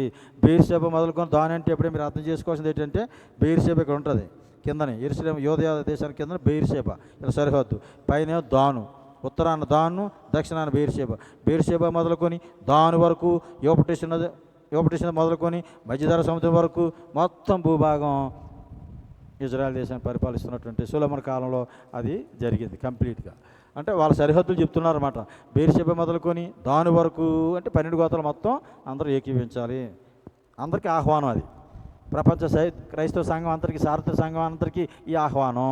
అంటే ఏ డినామినేషన్ వాళ్ళకంటే అన్ని డినామినేషన్ వాళ్ళకి, ఏ దేశంలో ఉన్న వాళ్ళకంటే అన్ని దేశాల్లో, అన్ని రాష్ట్రాల్లో, అన్ని పట్టణాల్లో, అన్ని పల్లెల్లో ఎక్కడుంటే అక్కడ క్రీస్తు సంఘం. ఓకే, ఇక నెక్స్ట్ ఏం చెప్తున్నాడు, 6వ వచనం. కావున అంచెవాండ్రు రాజునోతుకు అతని అధిపతులను తాకీదులు తీసుకుని యోధా ఇశ్రాయేల్ దేశమంతటా సంచరించి రాజాజ్ఞ ఇలా ప్రచురణ చేసిరి. ఇశ్రాయేల్ వారులారా, అబ్రాహాము ఇస్సాకు ఇశ్రాయేల్ దేవుడు యెహోవా వైపు తిరుగుడి. మీరు తిరిగిన యెడల మీలో అశ్షూరు రాజుల చేతిలో తప్పించుకొని శేషించిన వారి వైపు ఆయన తిరుగును. ఇప్పుడైనా మీరు మారండి అంటున్నాడు 6వ వచనంలో. ఇప్పుడైనా మీరు మిగిలిన వారైనా తిరగండి, అశ్షూరు వారి చేతిలో నుంచి మిమ్మల్ని విడిపిస్తాడు, మీ సహోదరులు విడిపిస్తాడు దేవుడు అని చెప్తున్నాడు. 7వ వచనం. తమ పితరుల దేవుడైన యెహోవా యేల ద్రోహంగా ప్రవర్తించిన మీ పితరుల వలన మీ సహోదరుల వలె మీరు ప్రవర్తింపకుడి. వారి ప్రవర్తన ఎట్టిదో మీకు అగపరచవలని ఆయన వారిని వినాశనానికి అప్పగించును. 8వ వచనం. మీ పితరుల వలె మీరు అవిధేయులుగాక యెహోవాకు లోబడి ఆయన శాశ్వతంగా పరిశుద్ధపరచన ఆయన పరిశుద్ధ మందిలో ప్రవేశించి మీ దేవుడైన యెహోవా మహోగ్రత మీ మీద నుండి తొలగిపోనట్లు ఆయన్ని సేవించుడి. మీరు యెహోవా వైపు తిరిగిన యెడల మీ సహోదరి యెడలను మీ పిల్లల యెడలను చెర తీసుకొని పోయిన వారికి కనికరం పుట్టును, వారు ఈ దేశం తిరిగి వచ్చెదరు. మీ దేవుడైన యెహోవా కరుణా కటాక్షం గలవాడు కనుక మీరు ఆయన వైపు తిరిగిన యెడల ఆయన మీ యందు ప్రసన్నుడగును. చాలా చక్కని మాటలు హిజ్కియా పంపించాడు. ఆ విధంగా ఇశ్రాయేల్ ప్రకటిస్తున్నారు వాళ్ళు. అందులో కొంతమంది వచ్చారు, కొంతమంది రాలేదు. 10వ వచనం చదువుతున్నాను చూడండి, మీకు అర్థమైపోతుంది అనుకుంటున్నాను. అంచెవాండ్రు జెబులూను దేశం వరకును ఎఫ్రాయిము మనస్సే దేశంలోను ప్రతి పట్టణంలోనూ పోయిరి. జెబులూను దేశం అంటే చాలా ఉన్నాయి ఇలాంటి పేపర్లు మీకు చెప్పడానికి. జెబులూను దేశం అంటే ఎక్కడ ఉంటుంది, ఇక్కడ ఉంటుంది. ఇశ్రాయేల్కి 12 గోత్రాలు పంపకాలు పయ్యేటప్పుడు యెహోషువ కిందనేమో సిమియోను గోత్రానికి ఇచ్చాడు, తర్వాత యోధా గోత్రానికి ఇచ్చాడు, తర్వాత బెన్యామిన్ గోత్రానికి ఇచ్చాడు, తర్వాత మనస్సే గోత్రానికి ఇచ్చాడు, తర్వాత ఇస్సాకారు గోత్రానికి ఇచ్చాడు, తర్వాత ఆషేరు గోత్రానికి ఇచ్చాడు, తర్వాత జెబులూను గోత్రానికి ఇచ్చాడు. పైనేమో దాను గోత్రం, ఇక్కడ కూడా దాను గోత్రం ఉంటుంది. ఇక్కడేమో రూబేని గోత్రం, ఇక్కడ గాదీ గోత్రం, ఇక్కడ మనశ్శాతు గోత్రం. మనశ్శాతు గోత్రం ఇటు ఉంటుంది, ఇటు ఉంటుంది. అంటే యోర్దానుకు తూర్పున 2.5 గోత్రాలకి, యోర్దానుకు పడమరన 9.5 గోత్రాలకి మొత్తం ఈ కనాను దేశం అన్నటువంటి దేశాన్ని ఇజ్రాయెల్ దేశంగా యెహోషువ గ్రంథంలో మార్చేశాడు దేవుడు. దేవుని నామమున స్తోత్రం కలుగును గాక. కాబట్టి జెబూలూను దేశం వరకు ఎఫ్రాయిము మనస్సే దేశంలోని ప్రతి పట్టణంలో పోయిరి అంటే మీరు అలాగే అర్థం చేసుకోవాలి, అక్కడ వరకు వెళ్ళారని ఈ ప్రజలు. అయితే వాళ్ళు ఏం చేశారో 10వ వచనం చూడండి. కానీ అచ్చటి వారు ఎగతాళి చేసి వారిని అపహరించిరి. అయినను ఆషేరు మనస్సే జెబూలూను దేశముల వారిలోని కొందరు కృంగిన మనస్సుతో యెరూషలేమునకు వచ్చిరి. దేవుని స్తోత్రం. పశ్చాత్తాపడిన వాళ్ళు, మారు మనసు పొందిన వాళ్ళు మళ్ళీ తిరిగి వచ్చారు. కొంతమంది ఏమో ఎగతాళి చేశారు. చాలు అవే దేవుడు చేసాడు ఇంక మనకి, మన 10 గోత్రాలు అశ్షూరు చెరకి వెళ్ళిపోయారు, ఇంకేమన్నా మనం శాసం ఉన్నాం, ఇంక మనం ఇప్పుడు మాత్రం యోధ వాళ్ళకి మాత్రం వచ్చి ఏం చేస్తారు, ఇప్పుడు ఏం చేస్తారు దేవుడు, ఇంతవరకు దేవుడు నమ్ముకుని నెలలు అయింది, ఇంతవరకు నా కష్టాలు పోవాలి, నా నష్టాలు పోవాలి, అంత ఇబ్బందులే, ఏ పరిస్థితులు మారలే, ఇంక ఊరుకోబోయే బాబు నన్ను చర్చికెళ్ళమంటావు, ఇంక ఊరుకోబోయే బాబు నన్ను యెహోవా నామమున అసలు నేను ప్రభుని ప్రార్థన చేయను, చర్చికి రాను, బైబిల్ చదవను, మీటింగ్లకు రాను. ఎవరు కృంగిన మనసుతో కొంతమంది దేవుని దగ్గరికి వెళ్తే, కొంతమంది గర్విష్ఠులు అయ్యి వీళ్ళలో ఇంకా తిరుగుబాటు స్వభావం పోక ఎగతాళి చేసే బ్యాచ్ ఇది. జీవం గల దేవుని విడిచిపోయే దుష్ట హృదయం మీలో ఎవరిలో ఉందో చూసుకోండి. హెబ్రీ 2వ అధ్యాయంలో మీకు కనపడుతుంది అది. జీవం గల దేవుని విడిచిపోయే దుష్ట హృదయం. అలాంటి వాళ్ళు ఇలాంటి ఎగతాళి చేస్తారు. ఓకే, 12వ వచనం. యెహోవా ఆజ్ఞను పెట్టి రాజును అధిపతులను చేసిన నిర్ణయం నెరవేర్చినట్లు యోధా వారికి మనస్సు ఏకమే చేయటకే దేవుని హస్తం వారికి తోడ్పడెను. దేవుడి హస్తం తోడైందలకి. కావున 2వ నెల యందు పులియని రొట్టెల పండుగ ఆచరించి అతి విస్తారమైన సమాజంగా బహుజనులు యెరూషలేములో కూడిరి. వారు దాన్ని చేపట్టి యెరూషలేములో బలిపీఠలను ధూప పీఠంలో తీసివేసి కిద్రోను వాగులో వాటిని పారవేసిరి. 2వ నెల 14వ దిన 15 వచ్చి చదువుతున్నాను. 2వ నెల 14వ దిన వారు పస్కా పశువును వధించిరి. ఇక అన్నీ ఎందుకులండి, 17 వచనం. సమాజంలో తమను ప్రతిష్ఠించుకొనని వారు అనేకుల చేత యెహోవాకు వాటి ప్రతిష్ఠించుకొనని ప్రతి వాని నిమిత్తం పస్కా పశువులను వధించమని లేవీయులకు అప్పగింపబడెను. 18.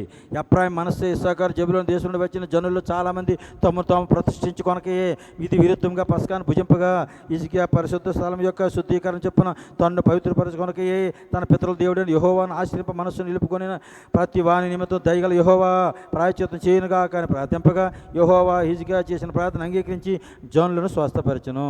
ఏం జరిగింది అనుకుంటున్నారు? కొంతమంది పస్కా తీసుకోవడానికి వచ్చినప్పుడేమో కనీసం వాళ్ళు పరిశుద్ధపరచుకోకుండా పవిత్రపరచుకోకుండా పస్కాలకు పాల్పొంది పొందించారు. అందుకే రొట్టె బాల తీసుకున్నప్పుడు చాలా జాగ్రత్త తీసుకోవాలి.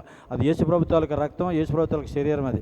కాబట్టి వాళ్ళ తాలూకు పశ్చాత్తాపంతో తను పవిత్రపరుచుకొని శిలువ దగ్గరకు వచ్చి వాళ్ళు అవన్నీ దేవుడు రొప్పుకొని విడిచిపెట్టుకున్న తర్వాతే రొట్టె ద్రాక్షను తీసుకోవాలి. అలా తీసుకోకపోతే ఏమయ్యారు?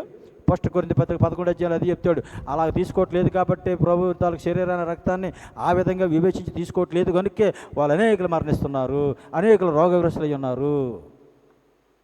ఇప్పుడు అదే చేశారు వీళ్ళు వచ్చినట్టు పెద్దగోత్రాలు కొంతమంది ఏం చేశారంటే తమను తాము ప్రతిష్ఠించుకొనకనే పస్కా భుజించేశారు.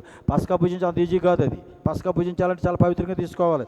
అప్పుడు వాళ్ళందరూ అస్వస్థత గురైపోయారు. అప్పుడు రాజుగారు ప్రార్థన చేశారు, హిజ్కియా రాజు. అప్పుడు వాళ్ళందరికీ స్వస్థత ఇచ్చాడు దేవుడు. ఓకే, ఇక 21వ వచనం. యెరూషలేములో ఇశ్రాయేలు వారు బహు సంతోషభరితులైరి. పులియని రొట్టెల పండుగలు 7 దినాలు ఆచరించిరి. లేవీయులు యాజకులు యెహోవాను గణపరచు గొప్ప నాదం గల వాద్యంతో ప్రతి దినం ఆయన స్తుతించు వచ్చిరి. 22వ వచనం. యెహోవా సేవ యందు మంచి నేర్పురైన లేవీయులతో హిజ్కియా ప్రీతిగా మాట్లాడిను. రాజు చాలా చక్కగా తెలివైనడు అండి హిజ్కియా రాజు. ఆయనకున్న సమాజంలో ఎవరు మంచి నేర్పగలవారు, ఎవరు మంచివాళ్ళు, తెలివైన వాళ్ళు చూసి కొంతమందిని హిజ్కియా సెలెక్ట్ చేసి వాళ్ళతో ప్రత్యేకంగా ప్రీతిగా మాట్లాడి వాళ్ళకు కొంత కోచింగ్ ఇచ్చి వాళ్ళకి బాధ్యతలు అప్పగిస్తున్నాడు. 23వ వచనం. 30 అధ్యాయం 23. యోధారాజైన హిజ్కియా సమాజం వారికి బలి అర్పణల నిమిత్తం 1000 కోడులు 7000 గొర్రెలు ఇచ్చుటయు, అధిపతులు 1000 కోడులు 10,000 గొర్రెలు ఇచ్చుటయు, బహుమంది యాజకులు తమను తాము ప్రతిష్ఠించుకుంటూ సమాజం మంది వారు అందరూ చూసినప్పుడు మరి 7 దినాల పండుగ ఆచరింపాలని యోచన చేసుకుని మరి 7 దినాలు సంతోషంగా దాన్ని ఆచరించారు. డబల్ పండుగ అనమాట. మొదటి 7 దినాలు చేశారు, ఇంకా సంతోషం తీరలేదు వీళ్ళకి. మళ్ళా 7 రోజులు పెంచేసుకున్నారు ఇలా ఆనందంతో. ఓకే, 25 వచ్చిన చూడండి. అప్పుడు యాజకులు, లేవీయులు, యోధావారి నుండి, ఇశ్రాయేలు నుండి వచ్చిన సమాజ వారందరూ, ఇశ్రాయేల్ దేశంలో నుండి వచ్చి యోధాలో కాపురం అన్యులను సంతోషించిరి. అండర్లైన్, అన్యులు కూడా సంతోషించారట వీళ్ళ పండుగ చేస్తుంటే. అంత ఆశీర్వాదకరంగా. యెరూషలేము కాపురస్తులకు మిక్కిలి ఆనందం కలిగను. ఇశ్రాయేలు రాజును దావీదు కుమారుడైన సొలొమోను కాలమునకు తరువాత ఇలా జరిగి ఉండలేదు. అప్పుడు లేవీయులైన యాజకులు లేచి జనులను దీవింపగా వారి మాటలు వినబడెను. వారి ప్రార్థన ఆకాశమందు ఉన్న పరిశుద్ధ నివాసములకు చేరును. అండర్లైన్. 30 అధ్యాయం 27వ వచనం. యాజకులు, లేవీయులు ప్రజలు దీవించేటప్పుడు వారి ప్రార్థన దేవుని సన్నిధికి చేరిందని రాయబడి ఉంది. ఇక నెక్స్ట్ ప్రియులారా 31వ అధ్యాయానికి వెళ్తున్నాను. 31వ అధ్యాయం మీకు ఇంచుమించు ఇదంతా సమాప్తమైన తర్వాత అక్కడ ఉన్న ఇశ్రాయేలు అందరూ యోధా పట్టణాలకు పోయారు. మళ్ళీ యోధా దేశం అంతా వాళ్ళు ఎవరు వాళ్ళు దేశాలకు వెళ్ళిపోయారు. అయితే 2వ వచనం నుంచి 31వ అధ్యాయం 2వ వచనం నుంచి 10వ వచనం వరకు యాజకులు, లేవీయులకు ఇచ్చిన బాధ్యతల గురించి రాశాడు. అది తర్వాత మీరు చదవండి. 31వ అధ్యాయం 2 నుంచి 10. తర్వాత 11వ వచనం నుంచి 31వ అధ్యాయం 11 నుంచి 21 యాజకులను, లేవీయులు అన్ని మళ్ళీ పునర్వ్యవస్థీకరణ చేస్తున్నాడు. మరి మందిరం ముందే మనం ఎలాగా సవరణ చేశాడు, ఆరాధన క్రమాన్ని ఎలాగైతే పునరుజ్జీవం చేశాడు, ఇప్పుడు కూడా లేవీయులు, యాజకులు కూడా ఈ పునర్వ్యవస్థీకరణ అన్నది జరిగిస్తున్నాడు ఇందులో, ఈ అధ్యాయం 31 అధ్యాయంలో. ఇక 32 అధ్యాయానికి మనం వెళ్తున్నాం. 32 అధ్యాయంలో 1 నుంచి 22 వచనాలు మనం చూస్తే ఇందులో ఉన్నటువంటి సారాంశం ఏంటంటే అశ్షూరు వారి యొక్క అయితే తలక దాడి, అశ్షూరు రాజులు ఇప్పుడు దాడి చేస్తున్నారు. అశ్షూరు రాజు యొక్క వీళ్ళతో ఏమంటారు దీన్ని దాడులు, అశ్షూరు యొక్క గర్వం వీళ్ళు ఇప్పుడు ఎలాగొచ్చారు చూడండి. 32 అధ్యాయం 32 అధ్యాయం చదువుతున్నాను. అశ్షూరాజు సెనహెరీబు వచ్చి యూదా దేశంలో చొరబడి ప్రాకారం ఎదుటి దిగి వాటిని లోపరుచుకున్న చూచెను. సెనహెరీబు దండెత్తి వచ్చి యెరూషలేము మీద యుద్ధం చేసి ఉద్దేశించున్నాడని హిజ్కియా చూసి పట్టణమందున్న ఓటల నీళ్లను అడ్డ వాళ్ళని తలంచి తన అధిపతిలోను పరాక్రమశాలలోను యోచన చేయగా వారు అతను సహాయం చేసిరి. ఎప్పుడైతే సెనహెరీబు దాడి చేస్తున్నాడో హిజ్కియా సిద్ధపడుతున్నాడు.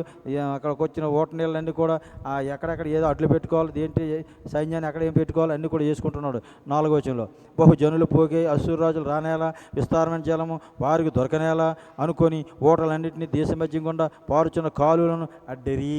మరియు రాజు ధైర్యం తెచ్చుకొని పాడైన యావత్తు కట్టించి గోపురముల వరకు దాన్ని ఎత్తు చేయించి బయట మరి ఒక గోడను కట్టించి దావీదు పట్టణంలో మిల్లో దుర్గమును బాగు చేయించను. మరియు వీటిలో డాలను విస్తారంగా చేయించను. జనుల మీద సైన్యాధిపతులు నియమించి పట్టణ గుమ్మంలో రాజవీధిలో వారిని తన మీద రప్పించి వారిని ఇలాగ హెచ్చరిక చేసను. మొత్తం మీద ఇచ్చికి ఏం చేయగలడో అన్నీ చేసుకుంటున్నాడు, సైన్యాన్ని బలపరుచుకుంటున్నాడు. మరి ఇవన్నీ చేసుకుంటూ 7వ వచనం చూద్దాం.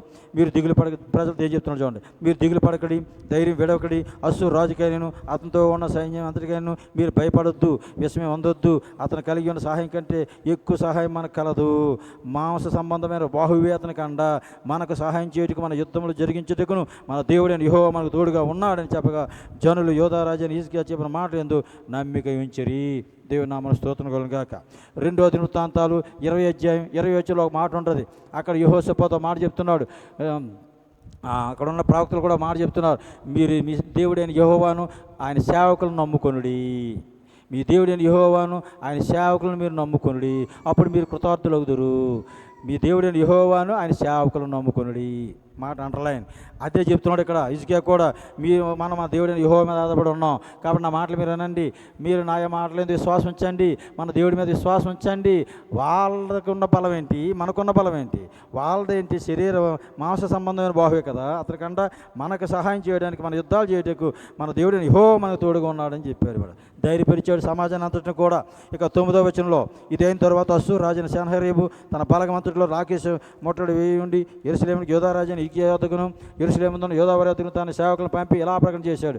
ఇక సెనహెరీబు మనుషులు పంపించేశాడు. పంపించిన తర్వాత ఎలా మాట్లాడుతున్నారో చూడండి, చాలా ఇంట్రెస్ట్గా ఉంటుంది. ఇది మీరు తర్వాత చదవండి, కొన్ని మాటలు చెబుతాను. 10వ వచనం నుంచి అశ్షూరు రాజైన సెనహెరీబు సెలవు ఇచ్చింది ఏమనగా, దేని నమ్మి మీరు ముట్టడి వేయబడి ఉన్న యెరూషలేము నిల్చున్నారు? ఇంకా యెరూషలేములో ఉన్నారంటే మీరు ఇంకా భయపడి బయటకు రావట్లేదేంటి? కరువు చేతను దాహం చేతను మిమ్మల్ని చంపుటకు మన దేవుడైన యెహోవా అశ్షూరు రాజు చేతిలో మనల్ని విడిపించనని చెప్పి హిజ్కియా మిమ్మల్ని ప్రేరేపించున్నాడు కదా. ఆ హిజ్కియా మీరు ఒక బలిపేట ఎదుట నమస్కరించి దాని మీద ధూపం వేయాలని యోధా వారికి యెరూషలేము వారికి ఆజ్ఞించి యెహోవా ఉన్న స్థలం బలిపేట తీసివేసిన వాడు కాడా? నేను నా పితరులను ఇతర దేశం జనులందరికంటే ఏమేమి చేసేద్దామో మీరు ఎరిగరా? ఆ దేశముల దేవతలు వారి దేశములు నా చేతిలో నుండి ఏమాత్రమైన రక్షించాలి ఉండినా మీ దేవుడు మిమ్మల్ని నా చేతిలో నుండి వినిపింపగలడంటూ నా పితరులు బొత్తిగా నిర్మూలన చేసిన ఆ దేశస్తుల సకల దేవతల్లో తన జనులు నా చేతిలో విడిపింపగల దేవుడు అక్కడైనా ఉన్నాడా? అసలు చూడండి ఎలా మాట్లాడుతున్నారు వీళ్ళు భయపడిపోతున్నారు వీళ్ళ మాటలకి. 15వ వచనం కాబట్టి ఇప్పుడు హిజ్కియా చేత మీరు మోసపోకడి, మీరు ఇటు ప్రేరేపణ లోబడకడి, అతను నమ్ముకొనకడి. ఏ జనులు దేవుడైనను ఏ రాజ్య దేవుడైనను తన జనులకు నా చేతిలో నుండి కానీ నా పితరుల చేతిలో నుండి కానీ విడిపింపలేకపోగా మీ దేవుడే నా చేతిలో నుండి మిమ్మల్ని మొదలే విడిపింపలేకపోను కదా. ఎంత ఎటకారంగా మాట్లాడుతున్నారు చూడండి. అశ్షూరు సైన్యాధిపతులు సెనహెరీబు సైన్యాధిపతులు ఎలా అంటే పేలాపలు వెళ్తున్నారు అంటాడు 16వ వచనంలో. 16వ వచనం చూడండి. అతని సేవకులు దేవుడైన యెహోవా మీదను ఆయన సేవకుడైన హిజ్కియా మీదను ఇంకను పేలాపలను పేరిరి. అదిగాక ఇతర దేశంలో జనుల దేవతలు తమ జనులను నా చేతిలో నుండి ఎలా విడిపింపలేకపోయినో అలాగని హిజ్కియా సేవించే దేవుడు తన జనులు నా చేతిలో నుండి విడిపింపలేకపోయినని ఇశ్రాయేలు దేవుడైన యెహోవాను నిందించుటకును ఆయన మీద అపవాదములు పలుకుటకును అతడి పత్రికలు రాసి పంపాను. ఆయన పత్రికలు పంపించాడు సెనహెరీబు, ఆయన సైన్యాధిపతులు ఆ పత్రికలను ప్రకటిస్తున్నారు. 18వ వచనం అప్పుడు వారు పట్టణం పట్టుకుని వాళ్ళని యోచనతో ప్రాకారమైన యెరూషలేము కాపురస్తులు బెదిరించుటకును నొప్పించుటకును యోధా భాషలో పెక్కరగా వారితో ఆ మాటలు పలికిరి. మరియు వారు మనుషులు చేతి పని అయినను భూజనుల దేవతల మీద తాము పలికిన దోషములను యెరూషలేము యొక్క దేవుని మీద కూడా పలికిరి. ఎవరినైనా బాగుంటుంది కానీ మన దేవుని కూడా అంటున్నారు. అది ఒక బాధ అనిపిస్తుంది నాకు అంటున్నాడు రాజు.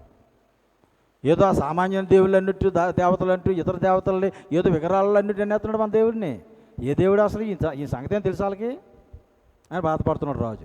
ఒక 20వ వచనం చూడండి. రాజు అయిన హిజ్కియాను ఆమోజు కుమారుడైన యెషయా తన ప్రవక్త అయిన ఇందుని గూర్చి ప్రార్థించి ఆకాశం తట్టు చూచి మొర్రపెట్ట యెహోవా ఒక దూతను పంపాను. దేవుని స్తోత్రం. ఇక ఈ అధ్యాయాలు ఉండేది చెప్పేస్తున్నాను, టైం అయిపోయింది, ముగించేద్దాం. ఇక ఈ 32 అధ్యాయంలో ఎప్పుడైతే హిజ్కియా రాజుకి ఈ పరిస్థితి ఎదురైందో సన్హెరీబు ద్వారా యెషయాకి ప్రవక్తకి యెషయాకి కబురు పంపించాడు. ఇద్దరికెళ్ళి ప్రార్థన చేశారు. ఇద్దరికి ప్రార్థన చేస్తే ఒక దూతను పంపించాడు. ఆ దూత 185,000 మందిని ఆ రాత్రిని ఆ సూర్యులు చంపేశాడు. ఆ తర్వాత ఆ సూర్యరాజు సన్హెరీబు పారిపోయి వాళ్ళ దేవత గుడిలో ఆయన మొక్కుతుండగా ఆయన కొడుకులే ఆయన చంపేశారు. ఇదంతా కూడా మీరు 32 అధ్యాయాలు చదువుతారు. ఇది 23వ వచనంతో అయిపోతుంది ఆ స్టోరీ.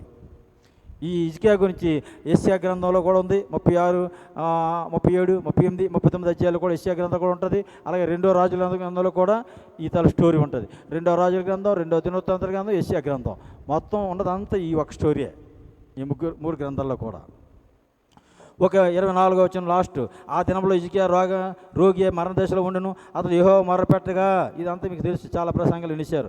అతడు అయితే హిజ్కియా మనసును గర్వించి తనకు చేయబడిన మేలుకు తగినట్లు ప్రవర్తింపనందున అతని మీదకి యోధా యెరూషలేము మీదకి కోపం రాగా హిజ్కియా హృదయ గర్వం విడిచి. చూసారు, ఇదండి అసలు కావాల్సిన దేవుడికి.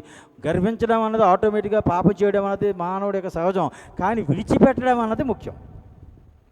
నేను గర్వించను, నాలో పాపం లేదంటే మనం తప్పని అర్థం. ఒక్కోసారి మనకి గర్వం వచ్చేస్తుంటుంది. మనకు తెలుసో తెలియక మన సైతానికి మనలో హృదయగరం తీసుకొస్తాడు. ఒక్కోసారి మన మాటల్లో, ఆలోచనలో, తలంపుల్లో తప్పులు చేస్తుంటాం. వాటిని విడిచిపెట్టుకోవడానికి, ప్రాయశ్చిత్తపడడానికి, పశ్చాత్తాపడడానికి ఇష్టపడిన వాళ్ళకే దేవుడు ఇష్టపడతాడు. కాబట్టి ఇప్పుడు హిజ్కియాకి ఏం చేశాడు? వెంటనే 15 సంవత్సరాలు ఆయుష్ పెంచేశాడు. దాని తలక పాపానికి క్షమాపణ జరిగింది. ఇక 31వ వచనం చూడండి లాస్ట్. అతను దేశం ఆశ్చర్యంగా వృద్ధులందరిగా గురించి విచారించి తెలుసుకుంటూ బబులోను అధిపతులు అతని యొద్దకు పంపిన రాయబారుల విషయంలో అతను శోధించి అతని హృదయంలో ఉద్దేశంతో తెలుసుకోవాలని దేవుడు అతను విడిచిపెట్టాను. ఇక లాస్ట్ ఒక పరీక్ష పెట్టాడు హిజ్కియాకి. ఇప్పుడు రాయబారులు వచ్చారు బబులోను దేశం నుంచి. బబులోను అంటే మీకు ఆపరేషన్ అది ఈ స్టార్ అబ్రాహాము ఊరిదే, దానియేలు శద్రకు మేషకు అబేద్నెగో ఇదే. ఎక్కడి నుంచి ఈ బబులోను రోజు మనం చూసాం పాంప్లెట్లో బెరోదాక్బల్తాన్ 10 రాజకుటుంబంలో 9వ రాజకుటుంబానికి చెందినవాడు బెరోదాక్బల్తాన్ లేదా మెరోదాక్బల్తాన్. ఈయన ఏం చేశాడంటే హిజ్కియా వద్దకు దూతలు పంపించి పలకరించడం, కానుకలు పంపి మొత్తం గుట్టంతా తీసుకొని ట్రై చేశాడు. మొత్తం గుట్టంతా చెప్పేశాడు హిజ్కియా రాజు. యెషయా తర్వాత వచ్చి నీకు దొబ్బెట్టాడు. ఏమయ్యా అలాంటి పని చేసావు? రాబోతున్న రోజుల్లో నీ మందిరంలో ఉన్న మొత్తం దోసిపోతారు వాళ్ళు, నీ సంతానాన్ని నపుంసకులు చేస్తారు వాళ్ళు, నీ రాజ్యం అంతా ఖాళీ అయిపోతుంది, నీ శత్రువులకి నీ తాలూకా రహస్యాలని కూడా తెలియజేసినందుకు నువ్వు పనిష్మెంట్ అనిపిస్తావని చెప్పాడు. ఇది 32వ అధ్యాయంలో ఉన్నది పిల్లలు. దీంతో హిజ్కియా జీవితచరిత్ర అయిపోయింది. కాబట్టి హిజ్కియా జీవితచరిత్ర 29, 30, 31, 32 ఈ 4 అధ్యాయాలు కొన్ని చదవండి, మీకు ఈజీగా అంతా అర్థమైపోతుంది. ఓకే, దేవునామన స్తోత్రం కలుగును గాక. ఈరోజు మన యోధా రాజ్యంలో మనం చూసినటువంటి 2 గోత్రాలు, యోధా బెన్యామీను గోత్రంలో ఇంతవరకు రెహబాము గురించి చూసాం, అబియా గురించి చూసాం, ఆషా గురించి చూసాం, 4వ రాజు యెహోషాపాతు గురించి చూసాం, 5వ రాజు యెహోరాము గురించి చూసాం, 6 అహజ్యా చూసాం, 7 అతలే రాణి గురించి గత క్లాసులో చూసాం. ఈరోజు 8వ రాజు యోవాషును చూసాం, 9వ రాజు అమజ్యాను చూసాం, 10వ రాజు ఉజ్జియాను చూసాం, 11వ రాజు యోతాము చూసాం, 12వ రాజు ఆహాజు చూసాం, 11వ రాజు హిజ్కియా, 13వ రాజు హిజ్కియాను చూసాం. ఈ విధంగా యోధారాజుల 13 గురించి ఇంతవరకు మనం స్టడీ చేయడం జరిగింది. ఈ అధ్యాయాలు మీరు చదివితే చాలా చక్కగా మీరు నోట్స్ తయారు చేసుకోండి. మీరు నేర్చుకుంటే ఇతరులు నేర్పించడానికి చక్కగా అవకాశం ఉంటుంది. కాబట్టి ఈ విషయంలో మీరు అందరూ కూడా మరి చాలా ఆసక్తితో నేర్చుకుంటున్నందుకు మీకు వందనాలు. నేర్చుకున్న దాన్ని మరి నిష్ప్రయోజనం అయిపోకుండా దానికి ఇతరులకు ఉపయోగపడేటట్టుగా మరి మా ప్రయాసం వ్యర్థం కాదు అన్నట్టుగా దేవుడు దాన్ని బ్లెస్ చేసేటట్టుగా ఉండాలని నేను కోరుకుంటున్నాను. కాబట్టి ఈ విధంగా ఈరోజు దేవుడు మనకు చేసిన సహాయం పెట్టి దేవుని స్తుతిస్తూ ఆయన నామాన్ని కనపరుస్తూ ఆయన మహిమ చెల్లిస్తూ మరి ప్రార్థన చేసుకుని ముగించుకుందాం. దేవుడి మాటలు దీవించునుగాక. ఆమేన్. దయగల మా తండ్రిని స్తోత్రాలు. గత కాలం అంతా మాకు సహాయం చేశారు. 24లో సహాయం చేశారు, 25లో జనవరిలో సహాయం చేశారు, ఫిబ్రవరి నెలలో సహాయం చేసి ఈ 19వ తారీఖు ఈ రకంగా మమ్మల్ని సమకూర్చి మరి దుబాడు జగలో ఈ విధంగా శాంతి సంఘంలో ఈ విధంగా నేను మమ్మల్ని ఈ బైబిల్ స్టడీలో బుధవారం సమకూర్చిన విధానం స్తుతిస్తూ ఈరోజు యోధా రాజ్యం తాలూకా నేను 2వ భాగాన్ని మేము ధ్యానం చేయడానికి నేను 13 రాజుల వరకు మేము వాళ్ళ క్యారెక్టర్ని, వాళ్ళ జీవిత చరిత్రని, వాళ్ళ లైఫ్ స్టైల్ని మేము చూడడానికి, వారి యొక్క బలహీనతలు ఏంటో, వారి యొక్క తాలూకా భక్తి జీవితాలు ఏంటో, ఏ రాజులు ఎటువంటి బలహీనతలు ఉన్నాయో వాటి విషయాలు మేము ఏం నేర్చుకోవాలో ఇవన్నీ కూడా మాకు బయలుపరుస్తున్నందుకు వందనాలు. వీటిని బట్టి మేము జాగ్రత్తగా ఉండడానికి, నీకు ఇష్టంగా ఉండడానికి, మమ్మల్ని మా కుటుంబాల్ని మా యొక్క పరిచర్యలు కూడా మీరు ఆయన సరిచేస్తున్న విధానం బట్టి నేను మాకు ఇస్తున్న హెచ్చరికలు బట్టి నీకు వందనాలు స్తోత్రాలు. మమ్మల్ని బ్లెస్ చేయడానికి ప్రభువా నీ సాక్షులుగా నిలబడడానికి ఇవన్నీ నేర్పిస్తున్నందుకు ఇచ్చినందుకు వందనాలు స్తోత్రాలు తెలియజేస్తూ ఇక రాబోతున్న రోజుల్లో కూడా ఉన్న విషయాలు కూడా ఇంకొక వీడియోతో ఇంకొక ఎపిసోడ్తో ఉన్న రాజులు యోధారాజులు కంప్లీట్ చేయాలనుకుంటున్నాం. దానికి మాకు వచ్చే వారం మీ చిత్తమైతే మాకు సహాయం చేయండి, దయ చూపించండి, కనికరించండి. ఈ విధంగా ఇక్కడ సహకరిస్తున్నటువంటి సేవకులు రావు గారిని, మరి కుటుంబాన్ని, సంఘాన్ని మీరు ఆశీర్వదించి దీవించి అల్పుణ్ణి బలహీన నన్ను మరుగుపరుస్తూ బలపరుస్తూ నాకు ఇచ్చిన ఈ ధన్యత కొరకు నేను ఈ కృప కొరకు నీకు కృతజ్ఞత తెలియచేస్తూ నీవు హెచ్చవలసి ఉంది, నేను తగ్గవలసి ఉంది. మహిమ ఘనత ప్రభావాలు నీ ఘనమైన నామమునకు చెల్లించుకుంటూ మా ప్రభువును రక్షకుడైన యేసుక్రీస్తు వారి పరిశుద్ధ నామాన్ని బట్టి స్తుతించి ప్రార్థించి బతిమలాడి వినయపూర్వకంగా గడుచున్నాం తండ్రి. ఆమెన్. గాడ్ బ్లెస్ యూ అండి. అందరికి వందనాలండి. ప్రైజ్లాడండి.